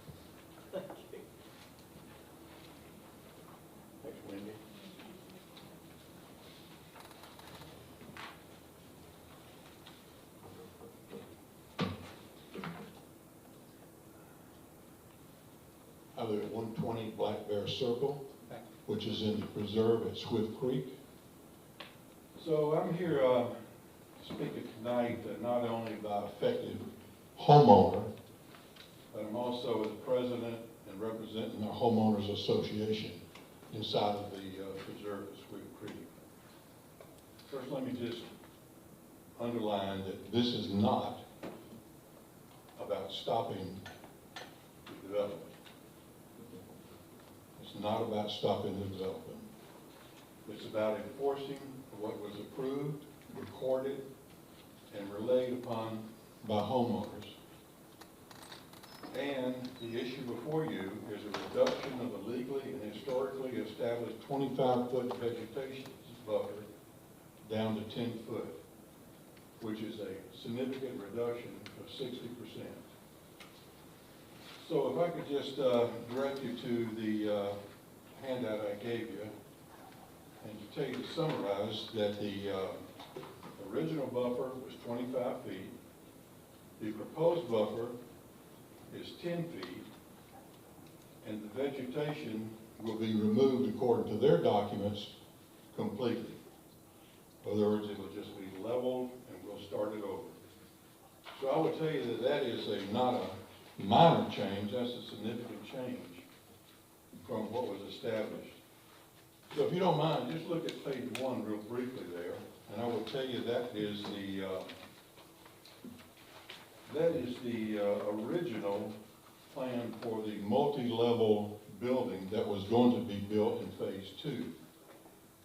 Those plans were submitted to the city. They were approved by the Planning Commission. They were approved by the city to be built. And I'm speculating because of some economic factors, they were never built. So that's why we have phase 2 under their development at this time. If you'll just simply look, if you don't mind looking there at the north end, under those approved plans by the city, there's a 25-foot vegetative preserve area that has been pre-approved. If you look at page 2, that's a letter dated May 8th, 2008. It's directed to Mr. Zinke based upon the original proposed multi-level building. It's from the city of Niceville, and it says the site plan meets all city required building setbacks and is approved as shown. So the city approved that site with the 25-foot vegetative setback. If you look at page 3, please, that is the subdivision that I live in. That's the preserve at Swift Creek. That is a hub development. There's 2 things I want to point out to you on that. The first is a highlighted area, which is just south of that preserve, which is into the proposed building site, which clearly states there's a 25-foot vegetative state area there. That is recorded in the Plat Book 1 on page 83, City of Niceville, Okaloosa County. Very briefly, if you look at page 4, that is a survey of my property. The recorded survey, which I purchased my property a little over 12 years ago, shows 2 things I want to bring out to your attention. The first, south of that property, again, is a 25-foot vegetative preserve area. It's 25 feet. Inside of my property, there's a 20-foot preserve easement. So you got 2 points here. Inside of my property, there's a 20-foot property line, and then on the south part of that, it goes back to a 25-foot vegetative preserve easement. When I purchased my property, I knew at some point that would be developed. I have no problem with development, given the fact that I knew, based upon this survey, that I would have a 25-foot vegetative buffer between me and whoever decided to build whatever. When I checked with my other neighbors in our HOA, they also, on their survey, shows a 25-foot area south of our subdivision. Homes have sold several times across that stretch of land. Each time when a homeowner bought it, they were shown that there would be a 25-foot area south of them to protect them from any kind of encroachment, construction, or whatever. If you don't mind, just look at page 5 very briefly. That is the new proposed development. The 25-foot now goes to 10. So we've gone from a 25 from day one, which was honestly, the way I see it, promised by the developer, there would be a 25-foot zone, a vegetation zone. We bought our property. Some people bought and sold. Everybody thought there would be a 25-foot zone area. It's deeded, it's in the survey, and now all of a sudden, it goes to 10 feet. I'm sure you realize how short 10 feet is. That is really no vegetation in there. And the fact also that the developer of the new area is going to clear cut that and leave nothing in it. So there won't be any kind of protection there between our property and the new development. Winding up here on page 6, you can see on the impact of vegetation, they say the vegetation will be completely removed within the construction area. I'm not a contractor, but to me that means clear cut. There won't be any buffer in there for our existing homes that we put in there. So again, in summary, the current proposal reduces that 60% and removes the vegetation. And it appears that on the certified surveys, that we all were assured that there would be a 25-foot buffer in there for us. So council, I do respect your time. I know it's late, but I respectfully ask that the council to require compliance with the originally approved 25-foot vegetative preserve area. And I have included one letter that a homeowner asked me to include for him, stating his experience.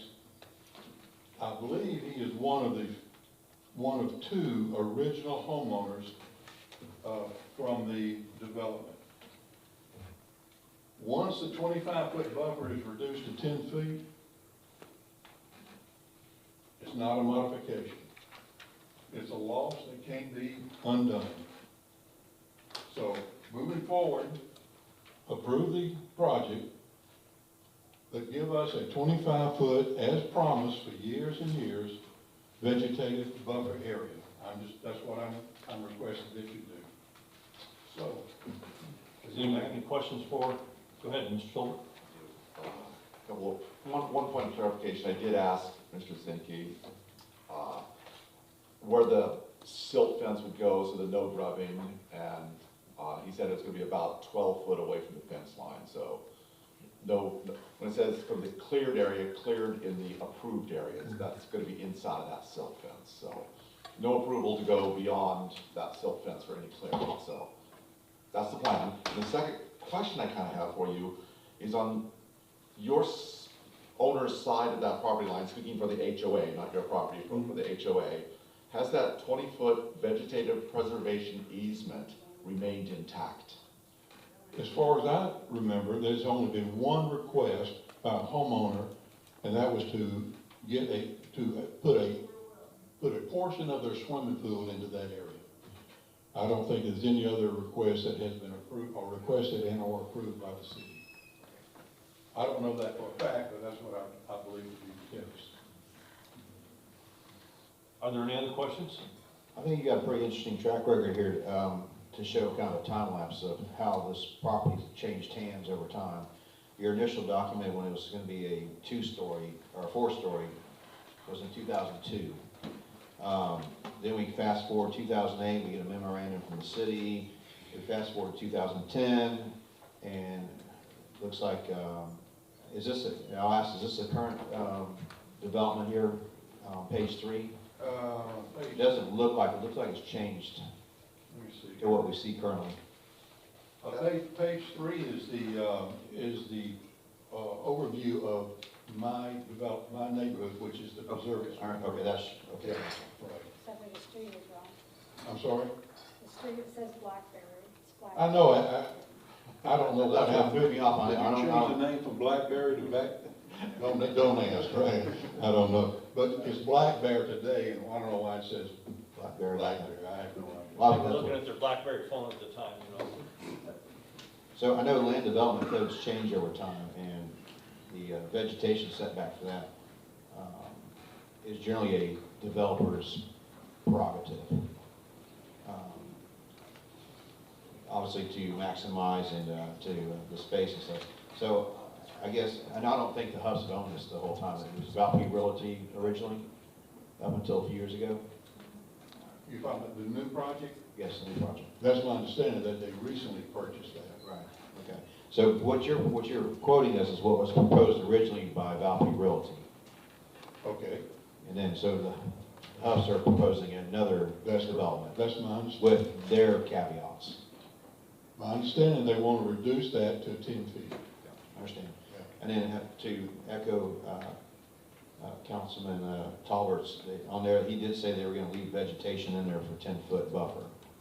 Whereas in their statement, they're saying they're removing all of it.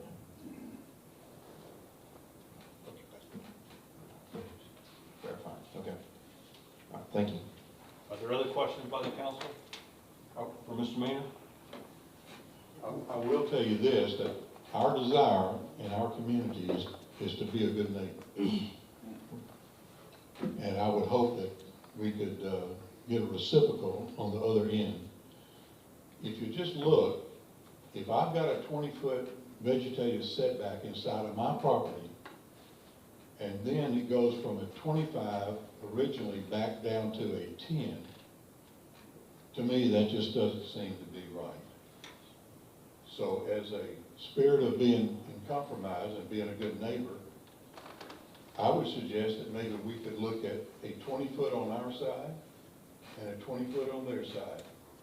Just equal it up if that's their desire, versus going to the original 25. Mr. Sophie, a question? The 20-foot on your property, are they trees? It's just a natural preserve area. But it's basically trees from what we've seen in the picture? It's, there are some original trees in there, and there's other landscape that homeowners have installed. So you'll have, and the 10 feet will remain existing. If it's trees, it'll be trees. Is that what I'm understanding? Maybe that'll be a question for the engineer. So the 10 feet or the 20, whatever the setback is, but. Well, I will tell you right now, there's really nothing inside that 10 foot, all the way up the property line. It's just scrub. Just scrub stuff, you know. There's no trees, there's no major hardwood trees in there. Okay. Within 10 feet of the property line. It's just like, you know, Florida scrub bush. Thank you. Are there any other questions by the council? All right, would anybody else like to come before the audience on this issue? Please come forward, state your name and address for the record. And I guess once she changes the battery, stand by one. We have a battery change in place.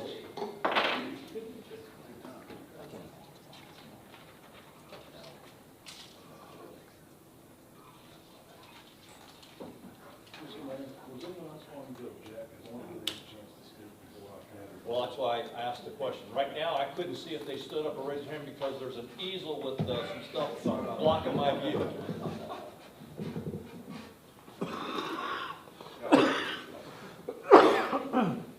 I hope my batteries are working.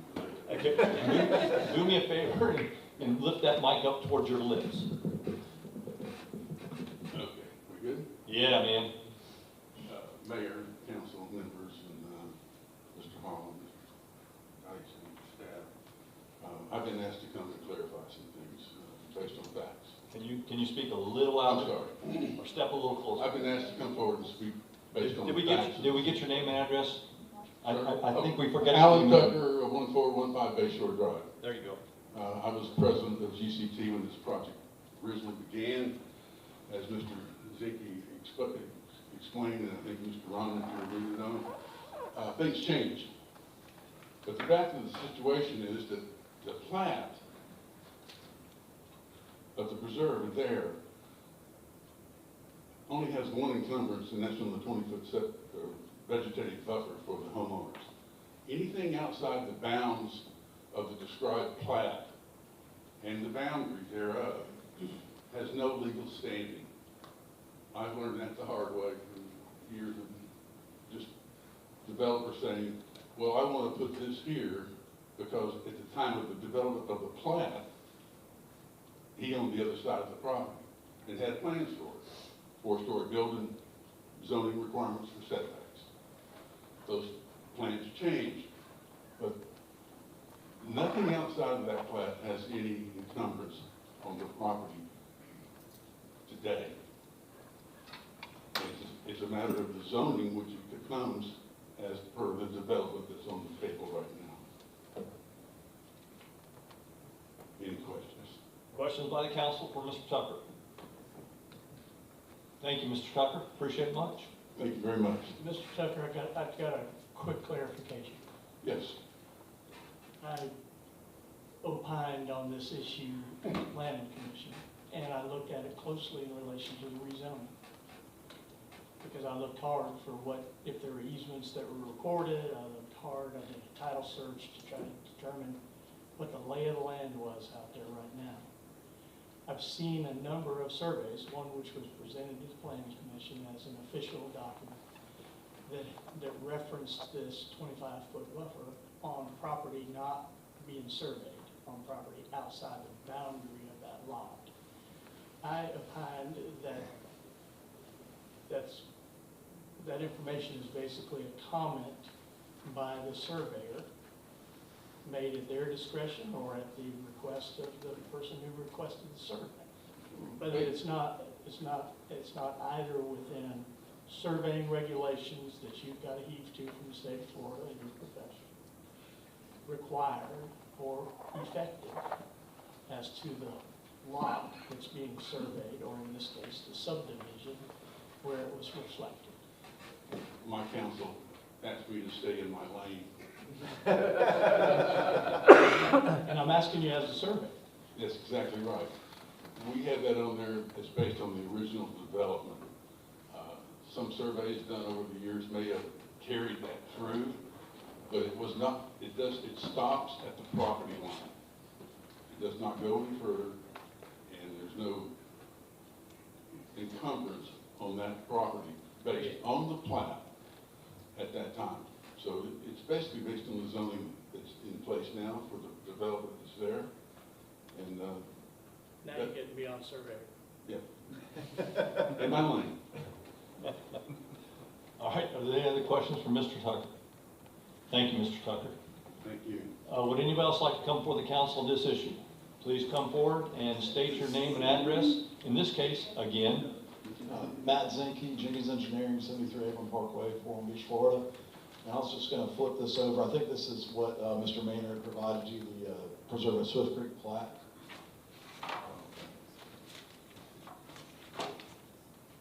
And that's basically what Mr. Tucker was talking about. That 25 feet is actually outside of the legal description, outside of the plat area.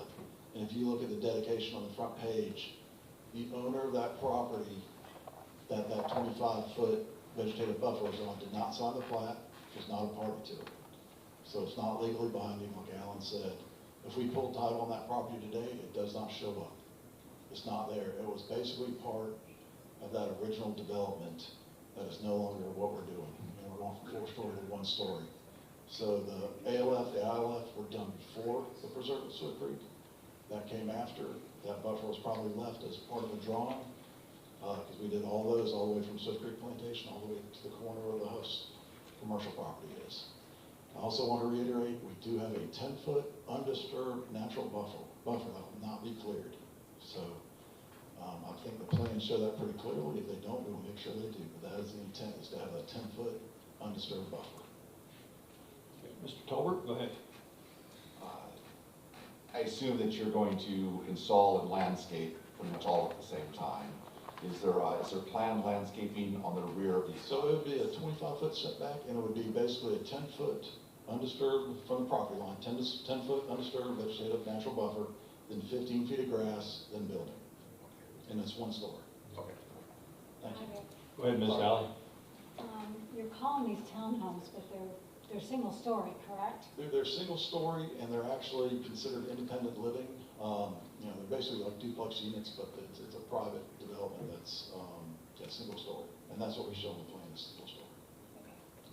Are there other questions from the council for Mr. Zinke? All right, go ahead. I should have realized that.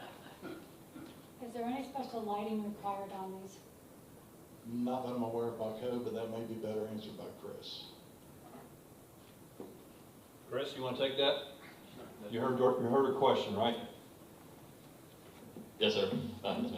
So, nothing special unique to this property outside of any, shielded downward lighting, neighboring properties, those type of standards that we have for every. Were there any other questions? All right, I guess there's someone else that wants to speak, so please state your name and address. Chandler Rupp, 18 Blue Water Point Drive. So we were involved in basically all three of these projects back from the very beginning. So Valpy Realty had the ALF Center. At the time, they had shown us their plans with the single story and the 2 4-story buildings. So when we did our neighborhood, we wanted to make sure that Pat put the right buffer in there. For our homeowners, as being good neighbors, for the people that were going to be buying our houses, we didn't want a 4-story building being right on the back side of our property line. So that's why that buffer was put in there. And that's why we made sure that Pat made the new developers that bought that property from him that did all that, make sure that they had that 25-foot buffer at the time for the 4-story buildings. And then when we did the commercial on the other side of the preserve, we only did a 15-foot buffer, which was a lot less impact because we were only doing a single-story commercial building up next to the residential. So we left a 15-foot buffer on that side. So when we came forward and bought the ALF facility, and then we ended up buying the vacant property to do the duplex project, the buffer zone was only a 5-foot buffer, and so we're going from 4 stories to a single story, so we're not even doing 2 stories. So we could do a 2-story, which would have been even worse for the neighbors. So we're like, let's be good neighbors, let's do single story. And then the buffer was 5, so we told Matt to make it 10, undisturbed buffer of 10. So our 10 plus what they should have, which is close to 20, would be almost a 30-foot undisturbed buffer between their lots and our lots. And then, of course, we've got another 15 feet setback from the 10-foot undisturbed buffer to where the units will start. So I think from a good neighbor standpoint, I think we've done that. I don't know what else we could really do. I mean, we could do 2 stories, we could do 3 stories, we could do 4 stories, but we felt like single stories would be less impact for the neighbors. So that's what we did. Thank you. Does council have any questions for Mr. Huff? Yeah, I'm sorry, when you came up to the microphone, I didn't hear you state your name. Chandler Huff. Thank you. Any other questions? All right, would anybody else like to come before the council on this issue? Seeing none, Mr. Tolbert, how do you vote? Yes. Mr. Schatzel, how do you vote? Yes. Ms. Alley? Yes. Mr. Rominger? Yes. And Mr. Stopper? Yes. All right. Let's move down to Resolution 26-04-01. A resolution of the City Council of Niceville, Florida, authorizing the city manager to make application to the U.S. Department of War Defense Community Infrastructure Program to help fund the city's Deer Moss Creek Range Fire Station 22 and emergency fire equipment storage facility, and providing for an effective date. Do I have a motion to approve? So moved. Okay, I'm going to go with Ms. Alley as making the motion, and Mr. Stopper, you want to be the second? Yes. All right, thank you. City manager. Okay. Yeah, wow. Okay, so council, I'm just seeking your approval to apply for this grant. Is a 100% construction grant request to the federal government for construction dollars and the FF&E dollars to build the proposed new fire station down in Deer Moss Creek. I think this is what, 9.2 million-ish? 8.9, so we'll call it an even $9 million is what we're requesting from this grant. Again, this is a 100% grant. You know, last year we got the design and engineering grant. The design and engineering is done. We did apply for this grant last year and were not successful, but we talked with the office in the Department of War 8 or 9 months ago. We have cleaned up all the errors and deficiencies with our application. We have ownership. The environmental piece is underway, and we are getting in the letters of support from the required commanders and politicians. So I anticipate we're going to have a much, much stronger application this year. But again, for the purposes of this resolution, Council, I'm just seeking your approval to apply for this federal grant. All right, Council, you have questions for the city manager? Go ahead, Mr. Tolbert. I have one question. I did see your list who you had asked for letters of support from. Did we include the EOD? I know it's a subset, but it actually adds a certain element of need out there with the EOD school. No, sir, I did not. We just went straight to the Eglin commander because the EOD falls under the Eglin purview. But I could certainly reach out to that commander. If this letter comes back and does not mention it, if the Eglin letter comes back and not mention it, I would probably pursue through that because there's explosions. There's a fire. Yeah. Yes, sir. Could happen. For sure. Are there other questions for the city manager? Would anybody in the audience like to come before the council on this issue? Seeing none. Mr. Tolbert, how do you vote? Yes. Mr. Schatzel? Yes. Ms. Alley? Yes. Mr. Rominger? Yes. And Mr. Stopper? Yes. Let's move to resolution 26-04-02. A resolution of the City Council of Niceville, Florida, declaring obsolete Innovation and Technology Department equipment as surplus property and authorizing its disposal through sale, donation, or disposal, providing for conflict, severability, and an effective date. Do I have a motion to approve? So make a motion. All right, I've got Mr. Rominger, and I think the second was Mr. Tolbert. Yes. All right, good. You want anybody to speak on this? Pretty straightforward? Yeah, it's pretty straightforward, Council. I'm asking just permission to dispose of some excess old, outdated IT equipment. It's 25 Chromebooks, 20 laptops, and then peripheral, mouses and keyboards and whatnot. Okay, thank you. Questions? Go ahead there, Mr. Tolbert, and then Mr. Schatzel. Based on that, is all rendered unusable, like Chromebooks, hard drive destroyed, all that kind of stuff? Because it's a mitigation issue, it's a security mitigation issue. If it was city property, it should, I love the idea of donating, but. Yes, sir. We will figure out the best way to save. Everything's been wiped already, but we will figure out the best way to ensure proper disposal. It says right in the ordinance, sanitize or destroy. Are they been bleached? Sanitized and destroyed are two different things. All right, Mr. Schatzel. Yeah. David, on the estimated value of these items, let's just take the 25 Chromebooks and estimated value is $20. That's less than $1 each, or is that $20 per Chromebook? $20 each. All of these, all this stuff in this resolution isn't worth more than $2,500 or $3,000 total. Oh, I understand that, but just the way it was written, the estimated value is $20 for 25 Chromebooks, which makes it less than $1 each for the old Chromebooks. But so you're saying they're $20 each, or the second line is $50 each? Is that the interpretation? Roughly, sir. They're not worth very much. They're old and outdated and of little use to anybody, quite honestly, nowadays.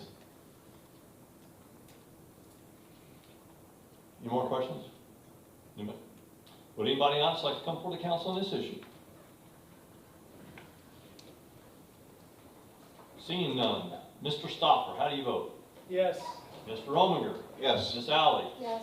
Mr. Schatzel? Yes. And Mr. Tolbert? Yes. All right. Resolution 26-04-03. resolution of the City Council of Niceville, Florida, approving the vacation of a portion of right-of-way located near Palm Boulevard and 37th Street, further described in the attached Exhibit A, providing for findings, providing for conflicts, and providing for an effective date. Do I have a motion to approve? I have one from Ms. Alley. Do I have a second? Second. Second by Mr. Rominger. Chris, I think this is you again. Thank you. Yes, sir. So this, as described here, it's a portion of unused right-of-way right near us here, near Palm Boulevard and 37th Street. There is an exhibit attached in the agenda for you all to see, but basically we received an application request from the property owner that owns all the adjacent parcels of land to this unused right-of-way, and so it went through the process. There's some standards in the Land Development Code to review. It also was reviewed by all the utility companies, from whether it's ourselves or our own utilities or outside agencies, and we found that it meets all the criteria to be vacated. So we do have this item requesting approval of this resolution. Thank you. Council, does anybody have questions of Mr. Paccetti? Go ahead, Doug. Who is the applicant? It's nowhere in the package Oh, that I can find apologize. the applicant whatsoever. I'm surprised it wasn't listed. I do apologize for that. It was Rockwell Properties that did submit this. I'm sure I have that. Are there other questions from the council? Thank you, Chris. Would anybody else like to come before the council on this issue? Seeing none, Mr. Stopper, how do you vote? Yes. Mr. Rominger? Yes. Ms. Alley? Yes. Mr. Schatzel? Yes. And Mr. Tolbert? Yes. Okay, let's move down to the reports. Specifically, City Manager, you want to kick it off?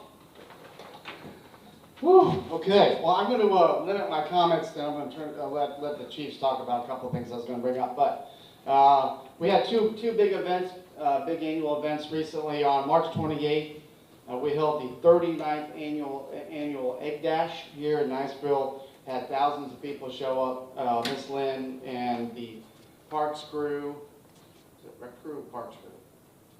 Parks crew put on a phenomenal event. Shanitra did a great job. So thanks to Miss Lynn, Shanitra, and the Parks team for another great event.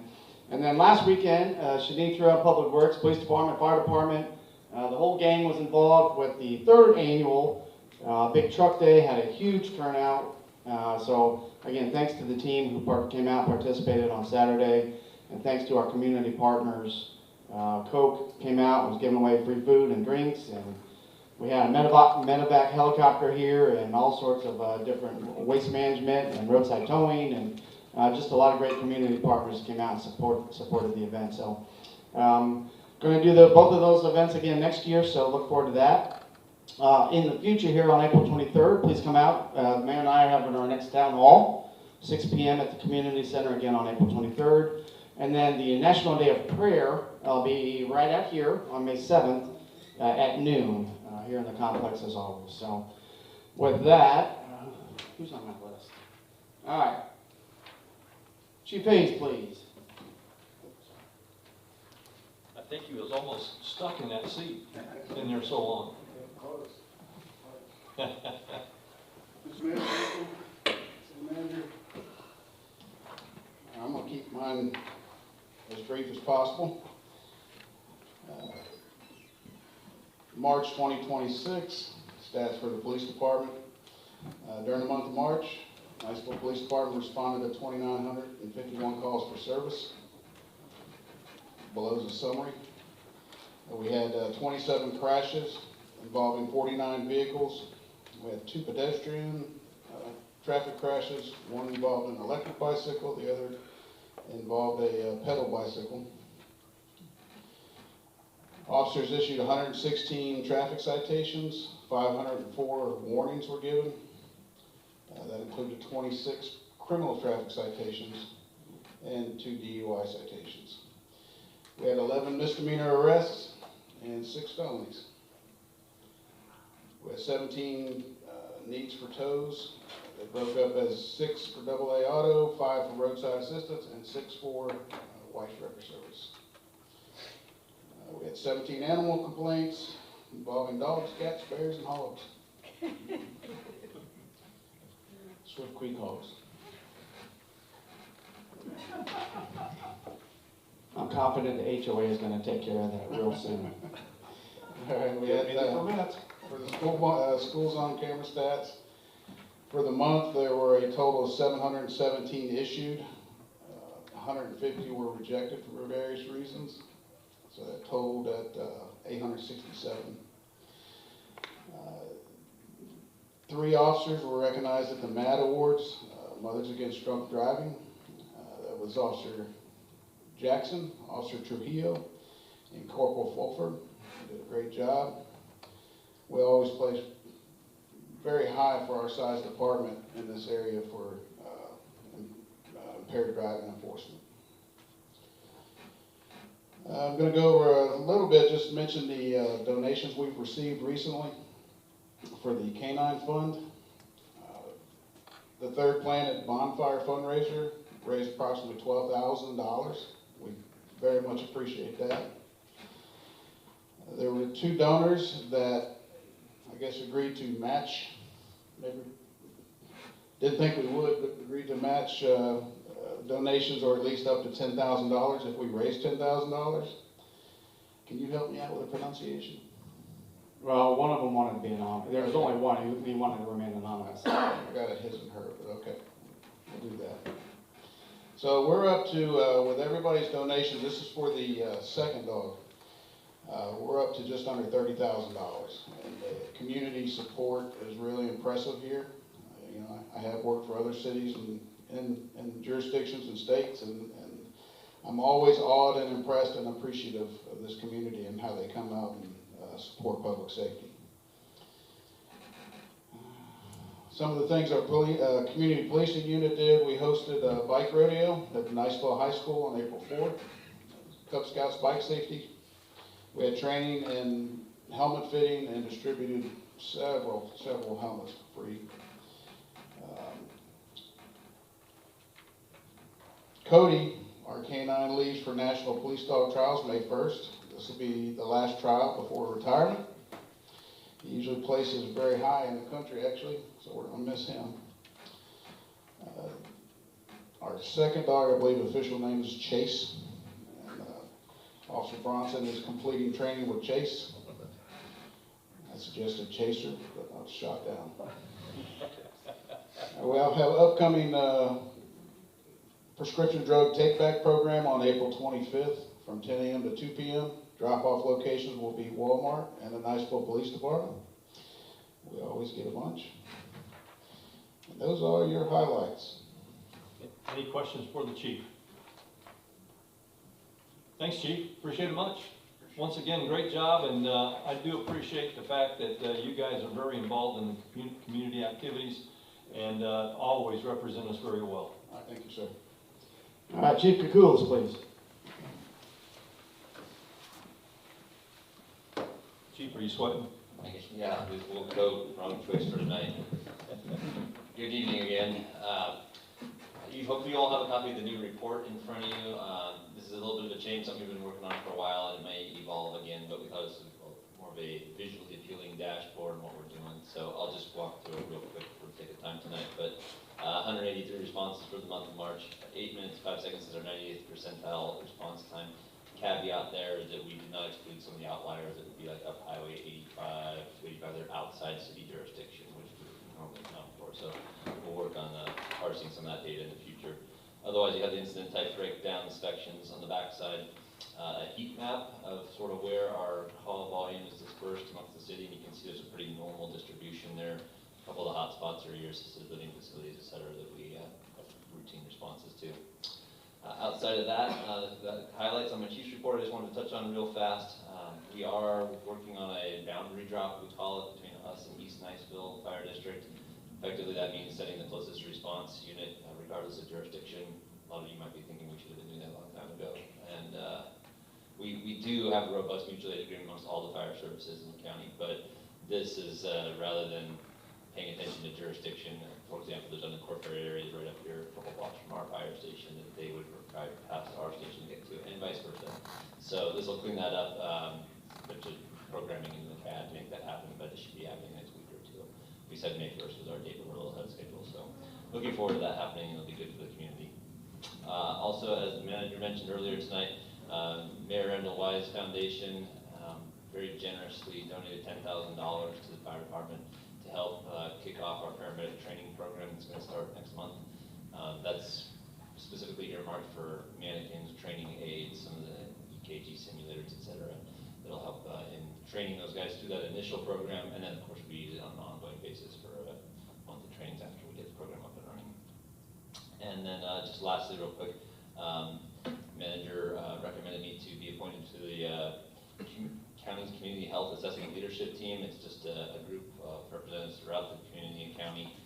It's focused on kind of a health-related strategic planning session. So if there's anything health-related that you want to recommend to that group, I'm all ears, and for the rest of the community, we'll carry that forward. We meet monthly over the next year to put that together. Other than that, if you have any questions. Council, any questions for the chief? Go ahead, Mr. Troll. Your redistricting response, will that affect any insurance rates by address? No, because we're still, and it won't have any effect on fire responses, which is what the ISO rating you're referring to is. We still all respond to that anyway. This is specifically going to be more for your medicals or the still alarm call out, the single engine responses. So, but we are still the authority of jurisdiction. That's how they're rated. And on that note, though, as we are moving towards the ALS program and having paramedics, I did take that into consideration. We don't want to have disparate level of service provided. East Niceville is also tracking in the same direction or around the same timeline, so there should be kind of an equivalent service provided by both. Are there other questions for the chief? Thank you. By the way, I just want to again appreciate what you guys do on a daily basis, and obviously I see a lot of positive movement in our fire department, and again, I appreciate what you do. Thank you. What else you got there? Council, we're 2.5 hours deep. The takeaway from all of this is my team is very, very busy. But they're doing a really, really great job, and we're making tremendous progress. And I could not be prouder than I am right now to serve next to all these men and women every day. So, Mayor, I'm done. Okay, well listen, before I open it up for a few other things, I see one of the key members of the Third Planet Setting in the audience, and I just want to personally thank you for what you guys do to support the city of Niceville. And man, I'll tell you what a great partnership. Thank you. All right. Tim, we couldn't do it without you. Thank you.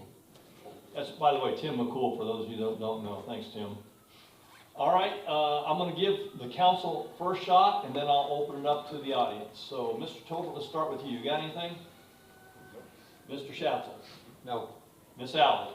I just want to tell our city manager, thank you.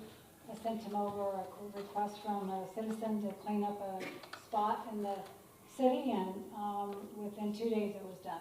And they called me and said, thank you very much. I can't believe it got done that quickly. So thank you. Mr. Ominger? Sure. And Mr. Stoffer? Two things. I just want to check on Jonathan. Is his family situation or anything? Or? We can talk offline. Okay. And then me personally, I just want to say I've had to miss everything for quite a while since January. Bad headaches, Thanos kidney stone, March emergency room again, 3 surgeries. Yesterday infusion, which changed my life. So I feel like I'm back on track. Got to get a stint out in a week, and all that just to say I missed everything from the F-15 to the fire to the truck day to everything. So hopefully I'm back. Now I'm here. Wouldn't miss it. I just want to remind the council that we have the event up in Laurel Hill this Thursday night, and next week we have the Northwest Florida League of Cities event. If you hadn't been made aware of that, so if you're going to register, you need to do so quickly. Now, with that said, I'm going to open it up to the citizens to come forward to speak to the council on anything they would like to address. Let me just give you the ground rules. Again, when you come forward, please state your name and address. We will give you 3 minutes to make your statement. I suggest you get to the point quickly, because I will cut you off at 3 minutes. And the council is in a receive mode. So with that said, Would anybody like to come before the council on any issue?